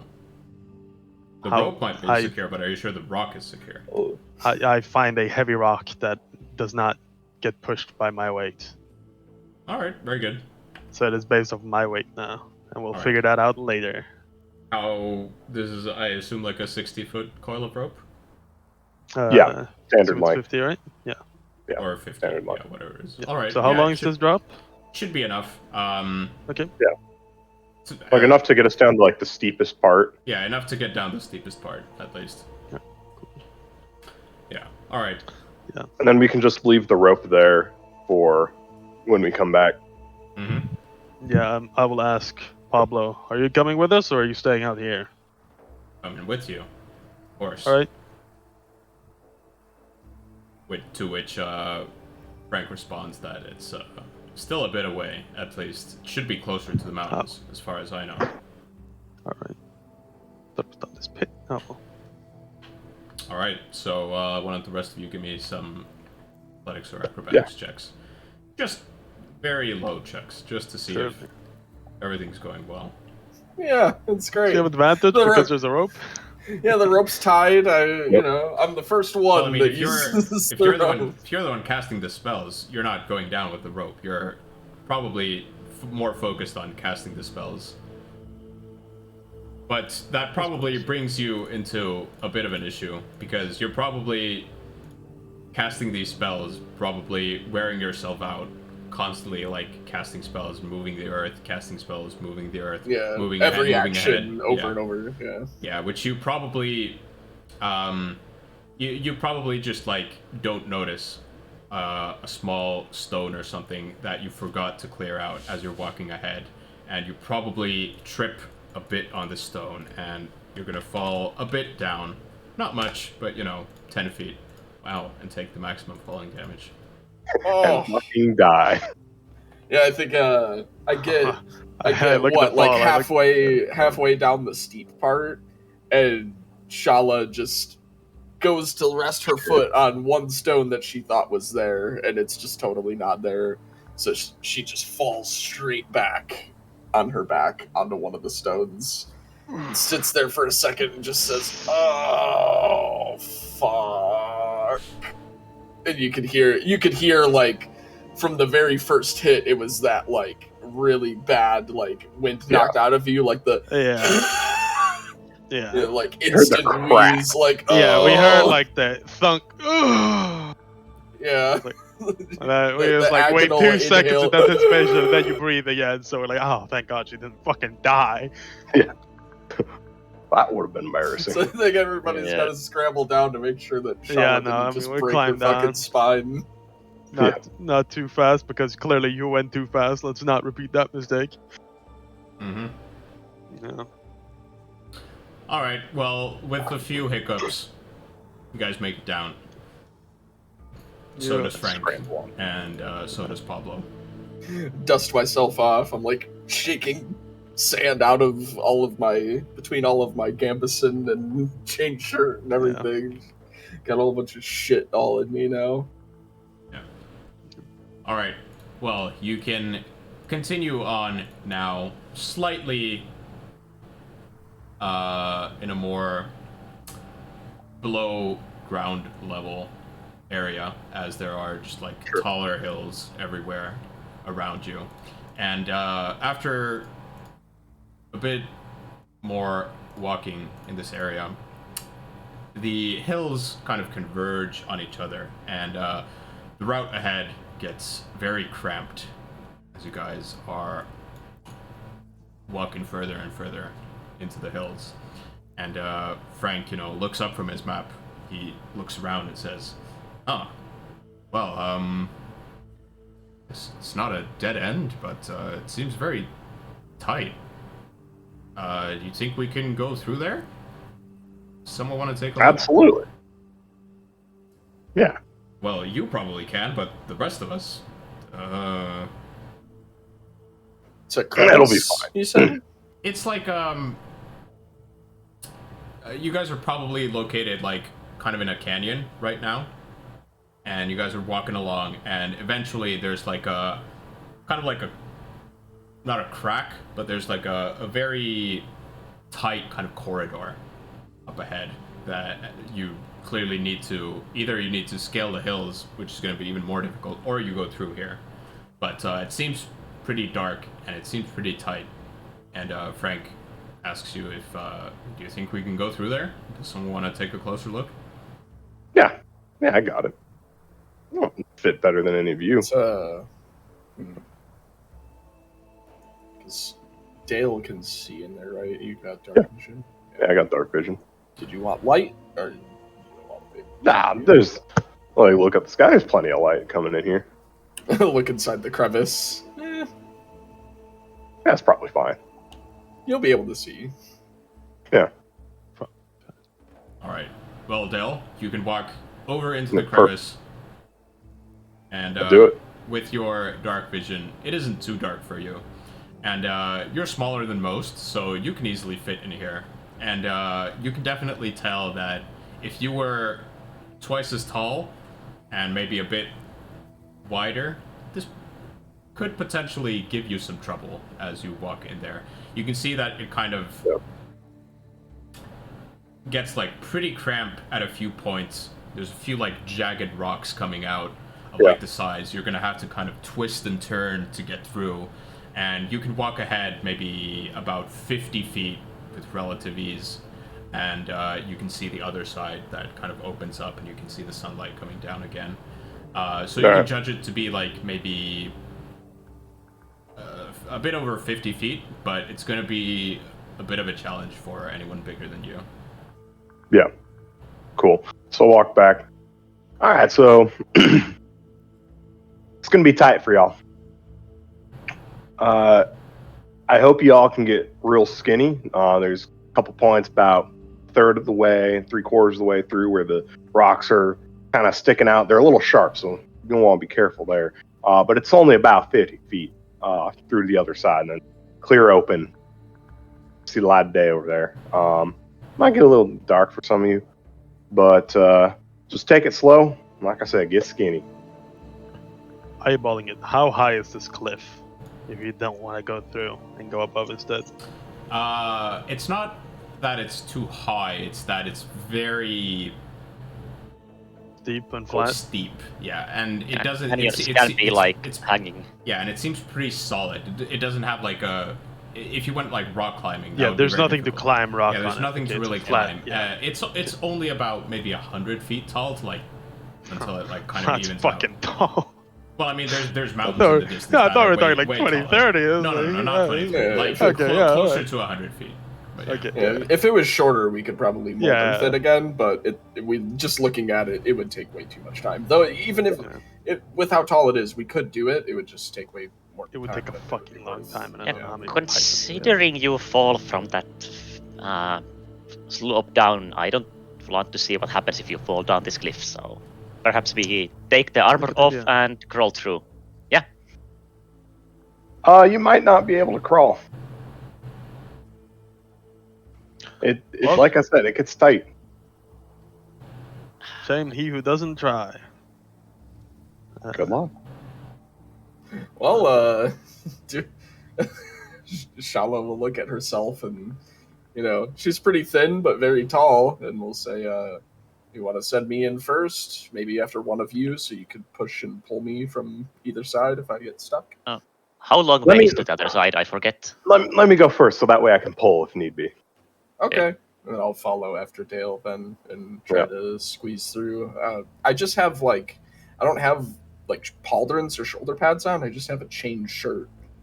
Can I that's pretty easily squeeze through here? Yeah, I'm the- not all rigid. the With chain shirt Yeah. probably doesn't hurt too much. It's probably your height that is going to be the only issue. But if Dale can go first. Perhaps he sees inside well. He can guide you as well. So why don't you give me an acrobatics check, Shala? I'll keep See a if I close can- eye on her this time. I could get my super tall, thin, wacky, inflatable, waving arm man body into this crevice. With a little help, probably. Yeah, I mean, I can definitely help. I got everybody. I got one person on each side pushing and pulling me through in case I get stuck. Well, so. you know, Dale, you can go first. You can kind of do the come on, watch Yeah. out for that rock. You know? No, you gotta twist your upper body like that. No, Okay, wrong way, now other way. Give me your hand. Yeah. You're stuck. Yeah. You can take Dale's hand, perhaps, but regardless, as you're going through, once you get to the sharp rocks, you notice that suddenly you're like going forward, and then your like upper torso is like pulled back, and you notice that your chain shirt kind of got stuck on one of the rocks in like a few places. You know, like if you got a long sleeved shirt and you like close a door and you leave it behind, like sometimes the sleeve gets cut on like the handle of the door. That's basically what happens with your chain shirt, and it punctures like a very small, like a bit of damage onto it as it gets stuck. But with the help of Dale, you can kind of walk back, you know, pull it off the jagged rock and continue on. But you do puncture a small hole in your chain shirt.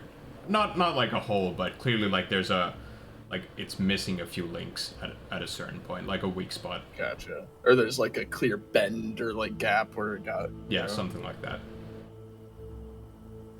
All good. I got through, and I'm just like, dust myself off again. Oh, what other dirty crap am I gonna end up crawling through today? I seated there fast, and I look at Pablo. How thick is this boy? Our officer. Pablo's in the shape of his life, you know. He's been working out, but not too much. He'll probably get through. Pablo? Can I actually, remembering this, if I look back, do I see like any what is it? Are there pieces left behind from my armor or anything like this? Like, did shit break off of it? Or is it just like broken itself and all the material is still there? It's probably mostly still there. It's just been damaged. Yeah. I think while I'm waiting, I cast mending a couple times, and I should be able to just fix the armor. Yeah, probably. Yeah. Nice. It's completely fine. All right. I'll go back and forth in the crevice and help guide people. Yeah, sure. Who wants to go next? Pablo goes next. All right. Get you through first. Yeah, Pablo will go through. Then it's just you two and Frank. I'll even help Pablo. Even Our character Taki, now's our chance. Let's kill the archaeologist. Leave. Need me to hold your legs over there, Dale? You got it? What are you talking about?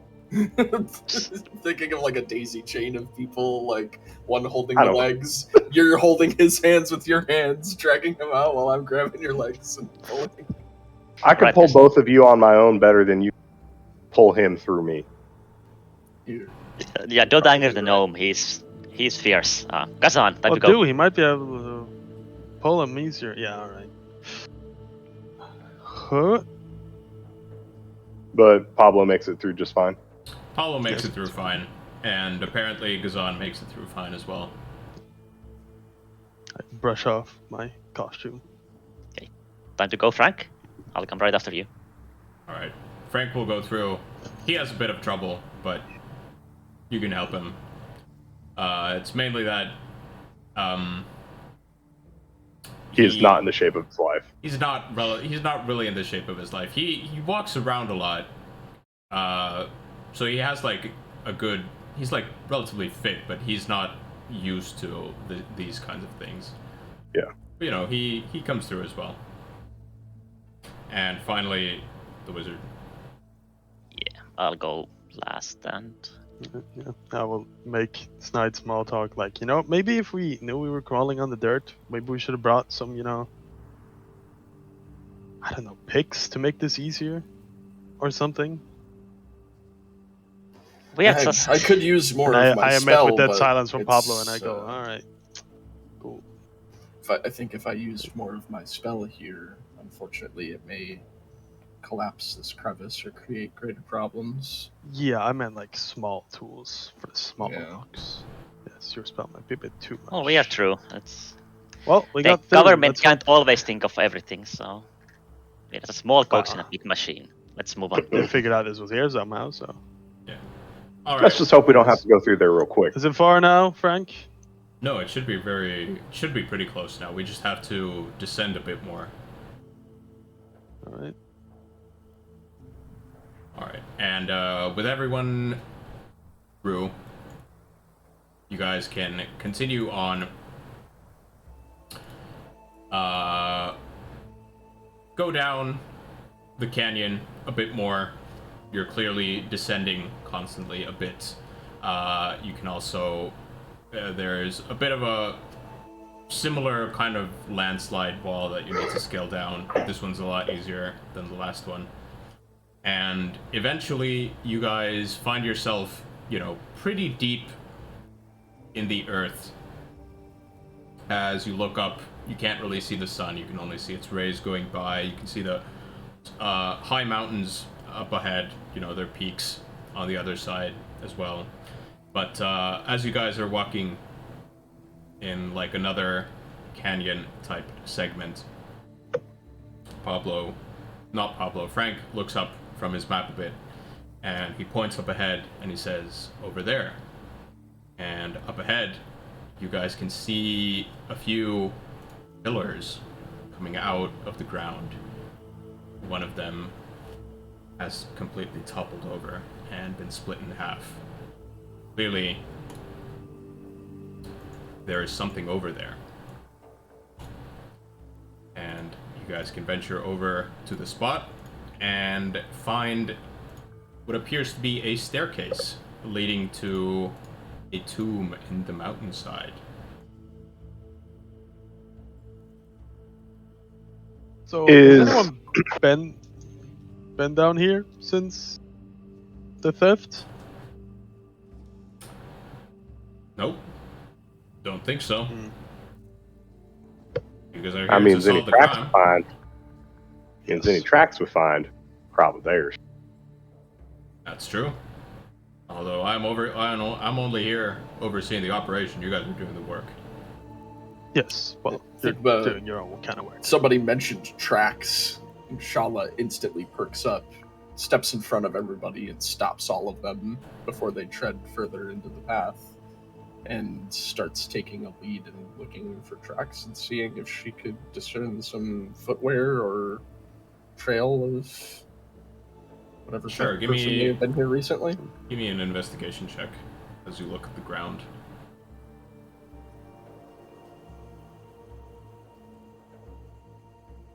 Big brain. Perhaps the wind has blown, and any potential tracks that could have been here are long gone, but you don't see anything. Yeah, that's why I was starting to ask, like, is it just the ground stone? Is it like sandy? Well, you know what? Sandstone. I'll tell you very soon after I drag you onto a map. But I will drag you onto a map after we've taken our break. Perfect. Let's take a break here. Just a reminder, I have my draft to do in like maybe 45 minutes, so we need a short break in that time again. Okay, yeah, we can take another short break then. No, that's like the hard out for me in 45 Yeah, you minutes. have 3 hours until, right? Yeah, Oh, Damn. okay, Yeah. sure. So Okay, I'm yeah, out yeah. in 45. Okay, well, Oh, yeah, let's, that's take our, right. let's take our break here just then, like 10-minute That's break. fine. Okay. Yeah. All right.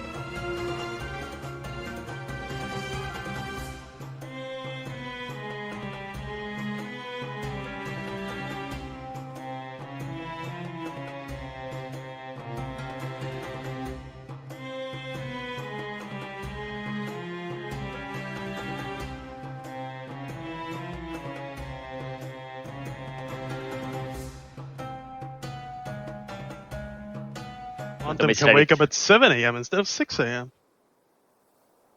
Or wake up at 6 a.m. and we get 4 hours. True. True. Yeah. All right.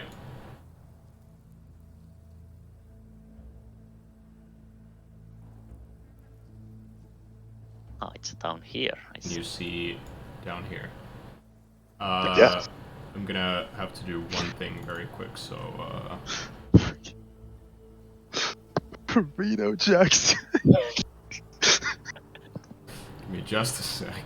An archaeologist, of Yeah, course. sorry, I wasn't expecting Burrito Jackson.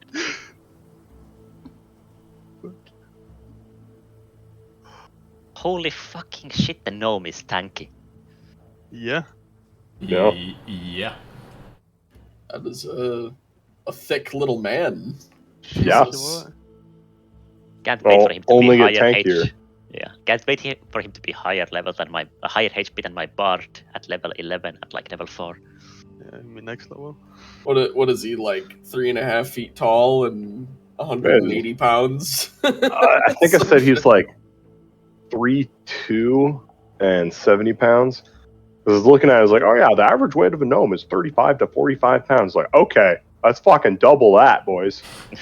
Just like, Yeah, gnomes in 5e don't make any fucking You gotta, sense. you gotta, you know, make sense of that. 16 or what? 17 con, 17 dex, 17 strength somehow. strength. Yeah. Yeah. Yep. I think at level 4, I'm going to go up to 18 dex and con just to get that 18 AC. And then do shenanigans to get my con and strength up to 20 both.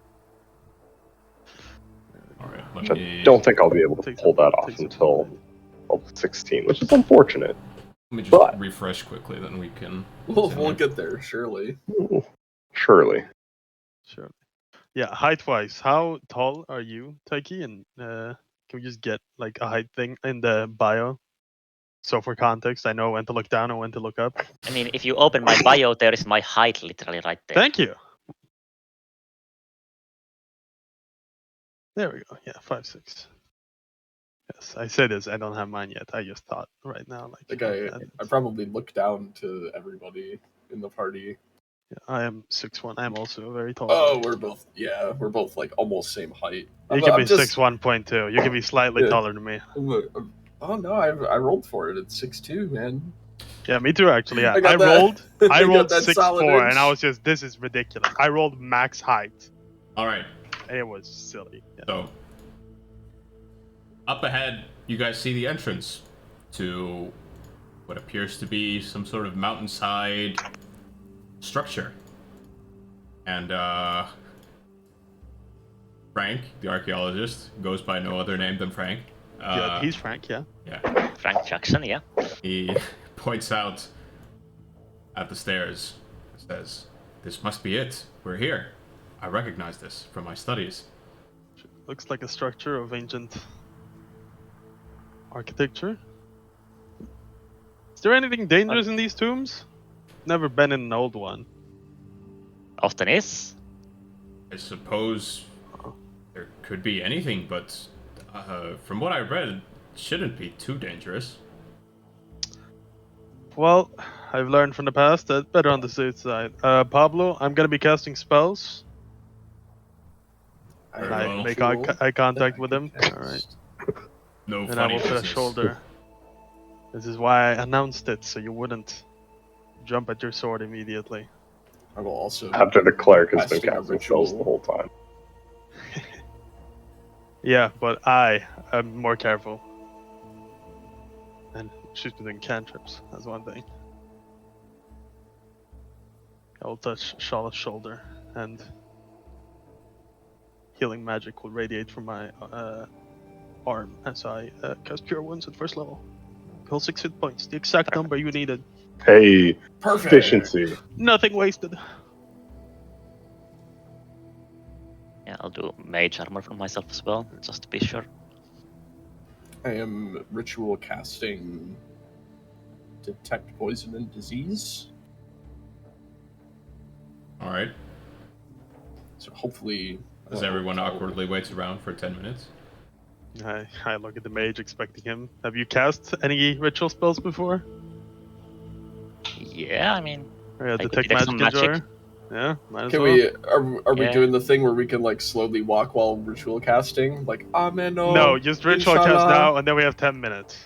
Okay, just You I'll do can- detect I'll do detect magic as well at the same time. I look over at Galazar, just like, Yeah. Well, while they're all doing magic We are not shit, even in the tomb yet, but okay. yeah, I'm well, gonna- you know.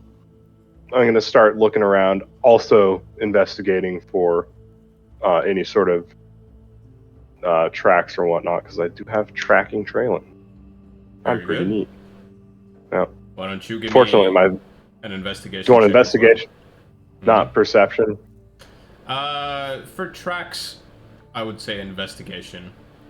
Okay, Uh, but you see, not really. You see the semblance of perhaps a few footprints that are leading into, the staircase, but you can't make out like any numbers or Sure. anything like that. You Okay. can just see like maybe someone's walked in there Okay, relatively recently. and then because I've got a lot of time to fill, apparently, I'm also just going to do a general perception check to, see what there is to see. I don't see what there is to see. I mean, this is kind of like a canyon you're in. There's not Yeah. too much light coming down. There's rocks. There's nothing too interesting that you don't see on the map Yeah. here. I will talk with Jack next. Ask him how big he thinks this tomb is and what he's learned about it while researching it, if anything. Who? What's his name? You said Jack. Frank? Not Jack. Yeah. Frank. Yeah.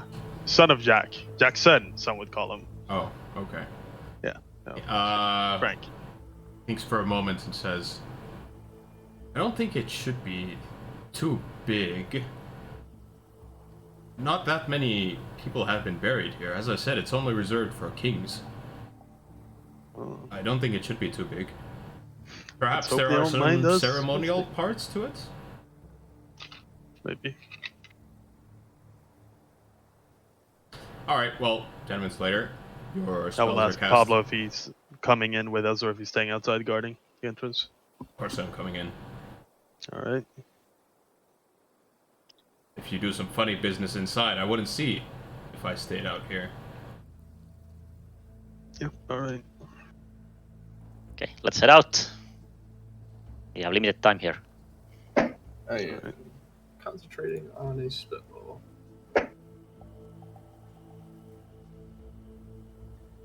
I'll leave them in. Walk up here. Notice how dark it is. And I will cast dancing lights and create four tiny firefly-like lights. They create dim light, but it is better than no light. And you can probably make one big light if you wish, Shala.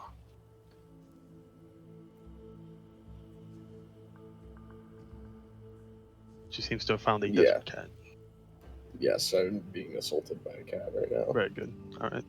I We can cast I have my light on- cantrip, so Yeah. I could put it on my staff or combine it with whatever you've got, Mm-hmm. Just wherever put it you on, want it. Put it on Dale's club. Sure. Alright, Dale, I want you to select your character Yeah. and write exclamation point light in chat. Oh, new tech. Nut.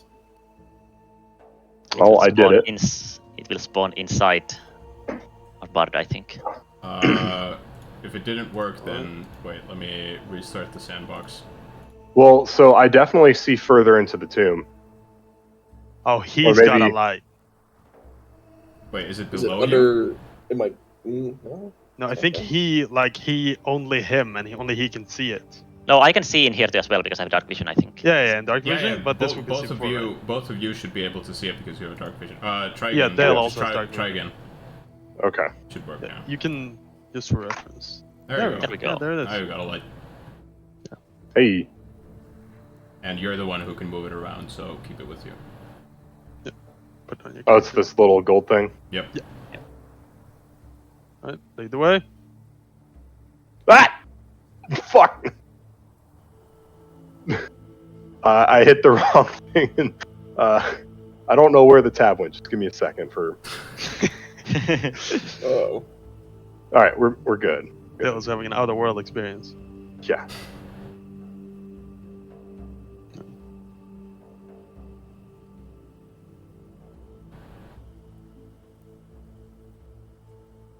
Well, it's Also, since it's a pain in the ass to emulate on dynamic lighting, I will send small dim lights into distance corners and see if there are any like reactions or anything that they can find before we find them. The spell has a range of like 120 feet. Mm-hmm. That's fair. I don't know if that's supposed to be a solid shit ass right there, but I can definitely see through it with the light. No. You can see through. Okay. It's a hallway. Okay, cool. Just wanted to make sure. Well, looks like we got ourselves a hallway down to the left. Look in. Is this a cave-in? Seems to be, yeah. So up ahead, or well, everywhere around, there seems to be 3 corridors. One to the left, seems to be one to the right, and there seems to be one up here. But the one going up ahead, the roof seems to have collapsed. It's completely blocked. Completely blocked. Yeah. Right? Is this completely blocked? Is this all loose stone and earth? No, it's completely blocked. Yeah. So Alright, it's solid. Okay. I'll place one light in here, so if something leaves this, it'll be covered for a second, and if that light goes out, we'll know something has come through there. I assume these hallways are like 5 by 5, or are they really tall? They're pretty tall. Okay. I walk up That to might still work. Frank Jackson here and ask him, so, do you have any idea? You read about this tomb? Where should we go? I would assume up front, but No idea. I mean, I assume we're gonna have to look around. very good preparation. All right. Well, I mean, I'm I going- don't know everything about this place. I've never been here. I'm gonna check this path down to the right here. Yeah.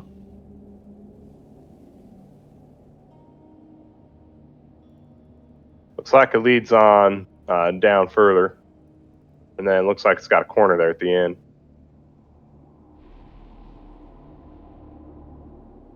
Are the humans panicking in the darkness? Well, they have small lights here and there.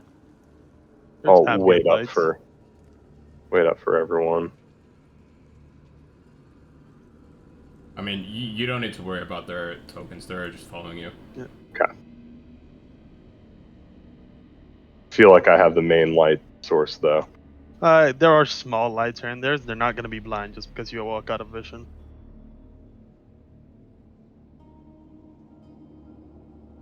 Looks like we got some sort of pit up ahead. Pool. What is that? Yeah, that is exactly what it seems to be. With your dark vision, you can see the bottom of this pit. It seems to be roughly 30 feet deep. But it does have a single pillar coming up that seems to have been chipped off or broken off. Okay. Right here. Then, is it solid wall all around it? Yep, solid wall. Okay. How deep is the pit down there? You said about 30. 30 feet. 30 feet. 30 feet, yeah.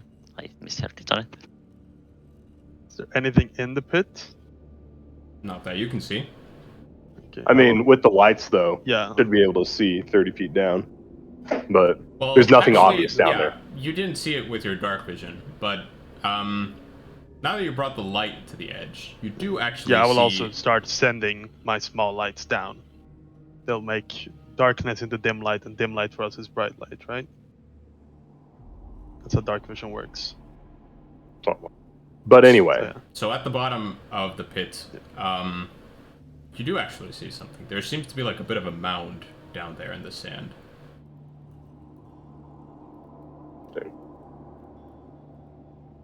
some sort of mound down there. You know what? Jolo, what's Squint that? my eyes looking down at it. How far down is this mound? For the third time, 30 feet. 30 feet. All right. Is it like in the middle here? Somewhere? Or is it in like a wall? Somewhere in the middle, yeah. Okay, it's on the floor. And it's the ground down there is sand or stone or just sand, right? Sand on top of stone. Okay. Okay, so I'll look let up. me check what. Is there like a crack in the ceiling? Crack in the ceiling.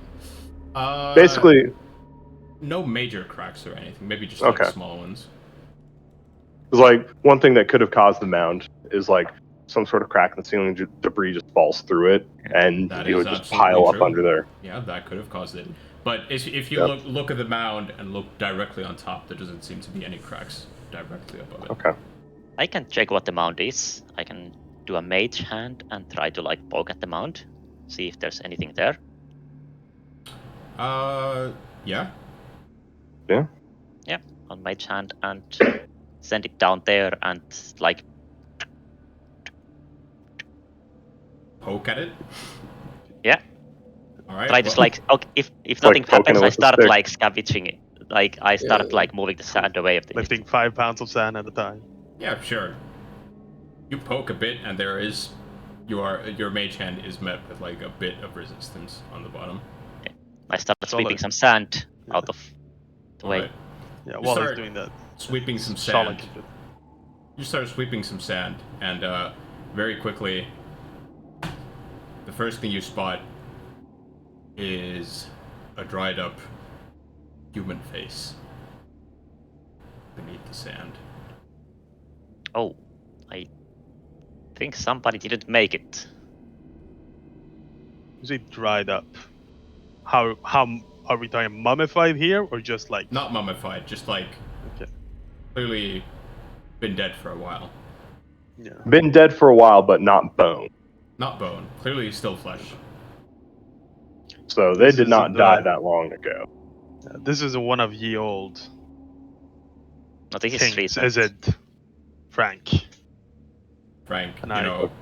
looks down, says, I don't think I would bury even my grandmother in that way.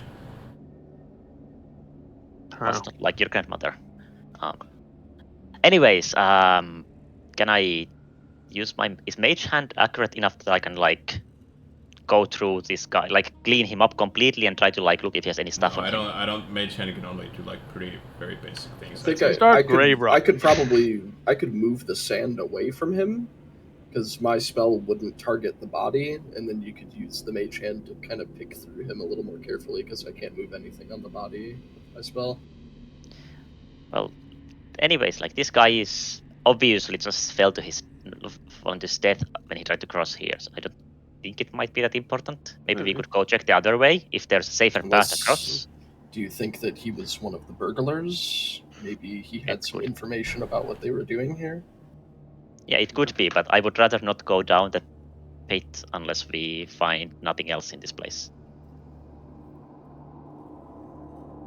And I think don't it's want to go safe. across here. You can Yeah, reach I think the it's body safe to with assume your- he's one of the burglars. Yeah, sure, can you pick up that skull? See if it's detached. I'll the- try, but I think it's probably attached. You're unable to lift it. Now it seems like he's in one piece. I mean, the archaeologist might be able to determine the age of it. I don't know if you can determine ancient ages. Maybe you can do 3 weeks or 1 month. You know. Perhaps, if I got a But we'll closer have look to at get it. Yeah. Do we want to jump difficult. across? Well, it Or seems should the we only head way back? there, and I That's a pretty assume far jump. the main chamber seems to be up ahead. So I mean, I don't have anything that can help us with jumping, and if we fall down there, it's gonna be quite a heavy fall. Frank speaks up and says, "There was the other tunnel that Yeah. way." You should check that well, out. then let's check that first, and then they'll lead the way, and we walk back. And to save time, can we just walk back to the main chamber? I mean, it's like 5 seconds, but Oh shit! Ah, I He's forgot off the my- map. yeah, no, is it Yeah. 5 seconds? But is that so? Yeah, forgot to you bring the can't light see. with me. Oh, not. yeah. Let's do that. Oh, now it. you know what? I'll It- move you. Sorry, it was See lagging. what? Yeah. It was, See what I it was mean? lag. There the light comes.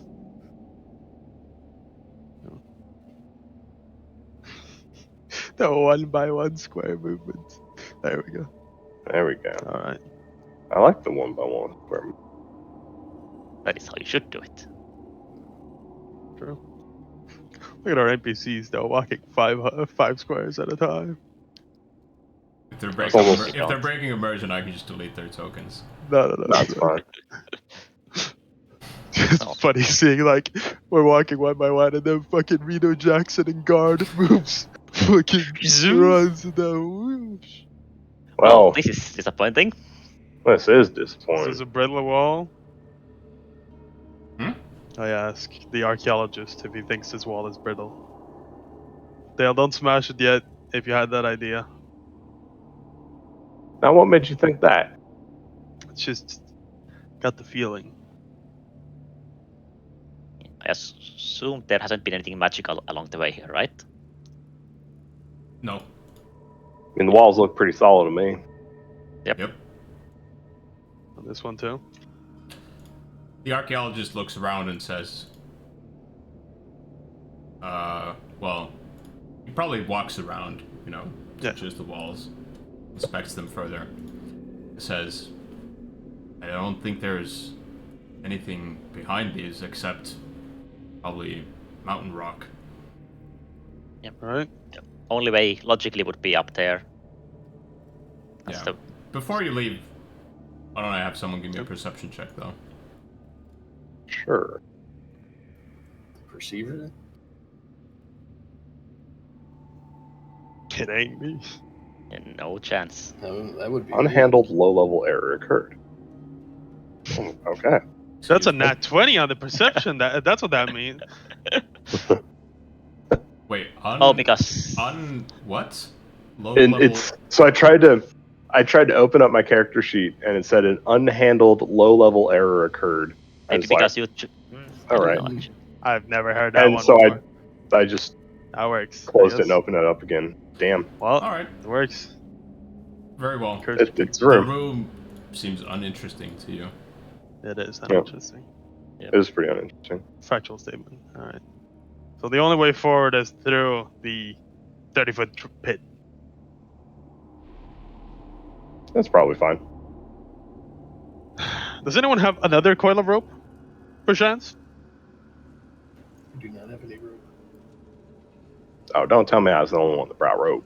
Oh, okay, it's heavy. I look at Galajar, right? It's heavy. Yes. Couldn't afford any. I've been Okay, some- buddy. issues lately. I know, I couldn't afford any.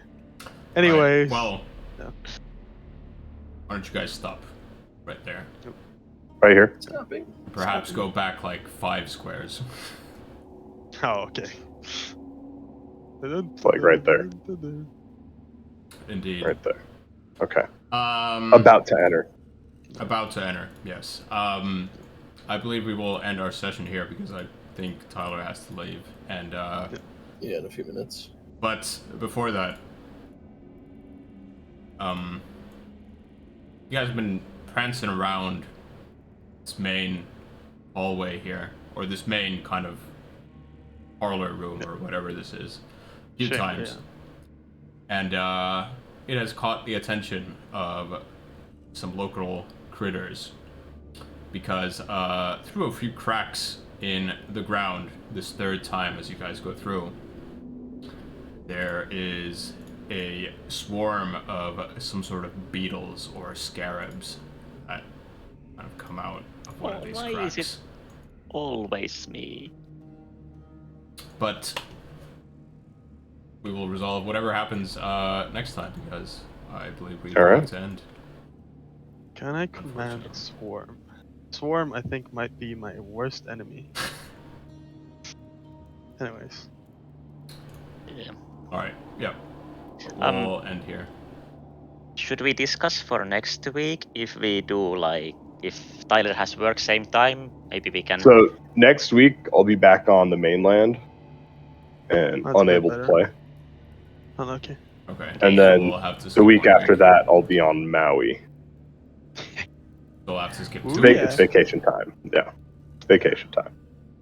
All right. Yep. Well, I Oh, yeah. suppose we can save talking about next session for a later date then.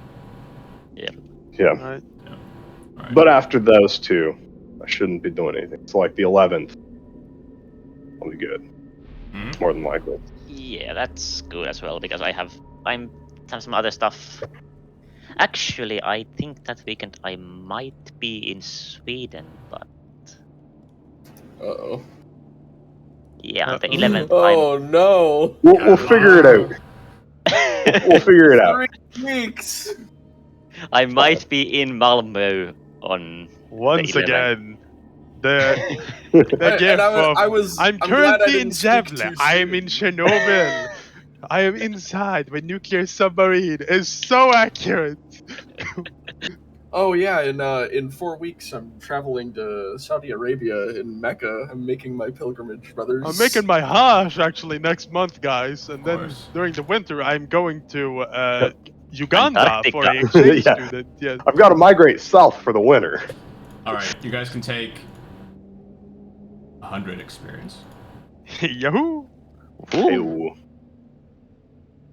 We have done it. Guys, just That was dilly the- dally for 5 more That sessions. was absolutely the longest character introduction for any campaign I've Well, ever done. it's good. All right, we It was have over- characters. it was We over had a an lot of hour. fun. It was over an hour. Yes.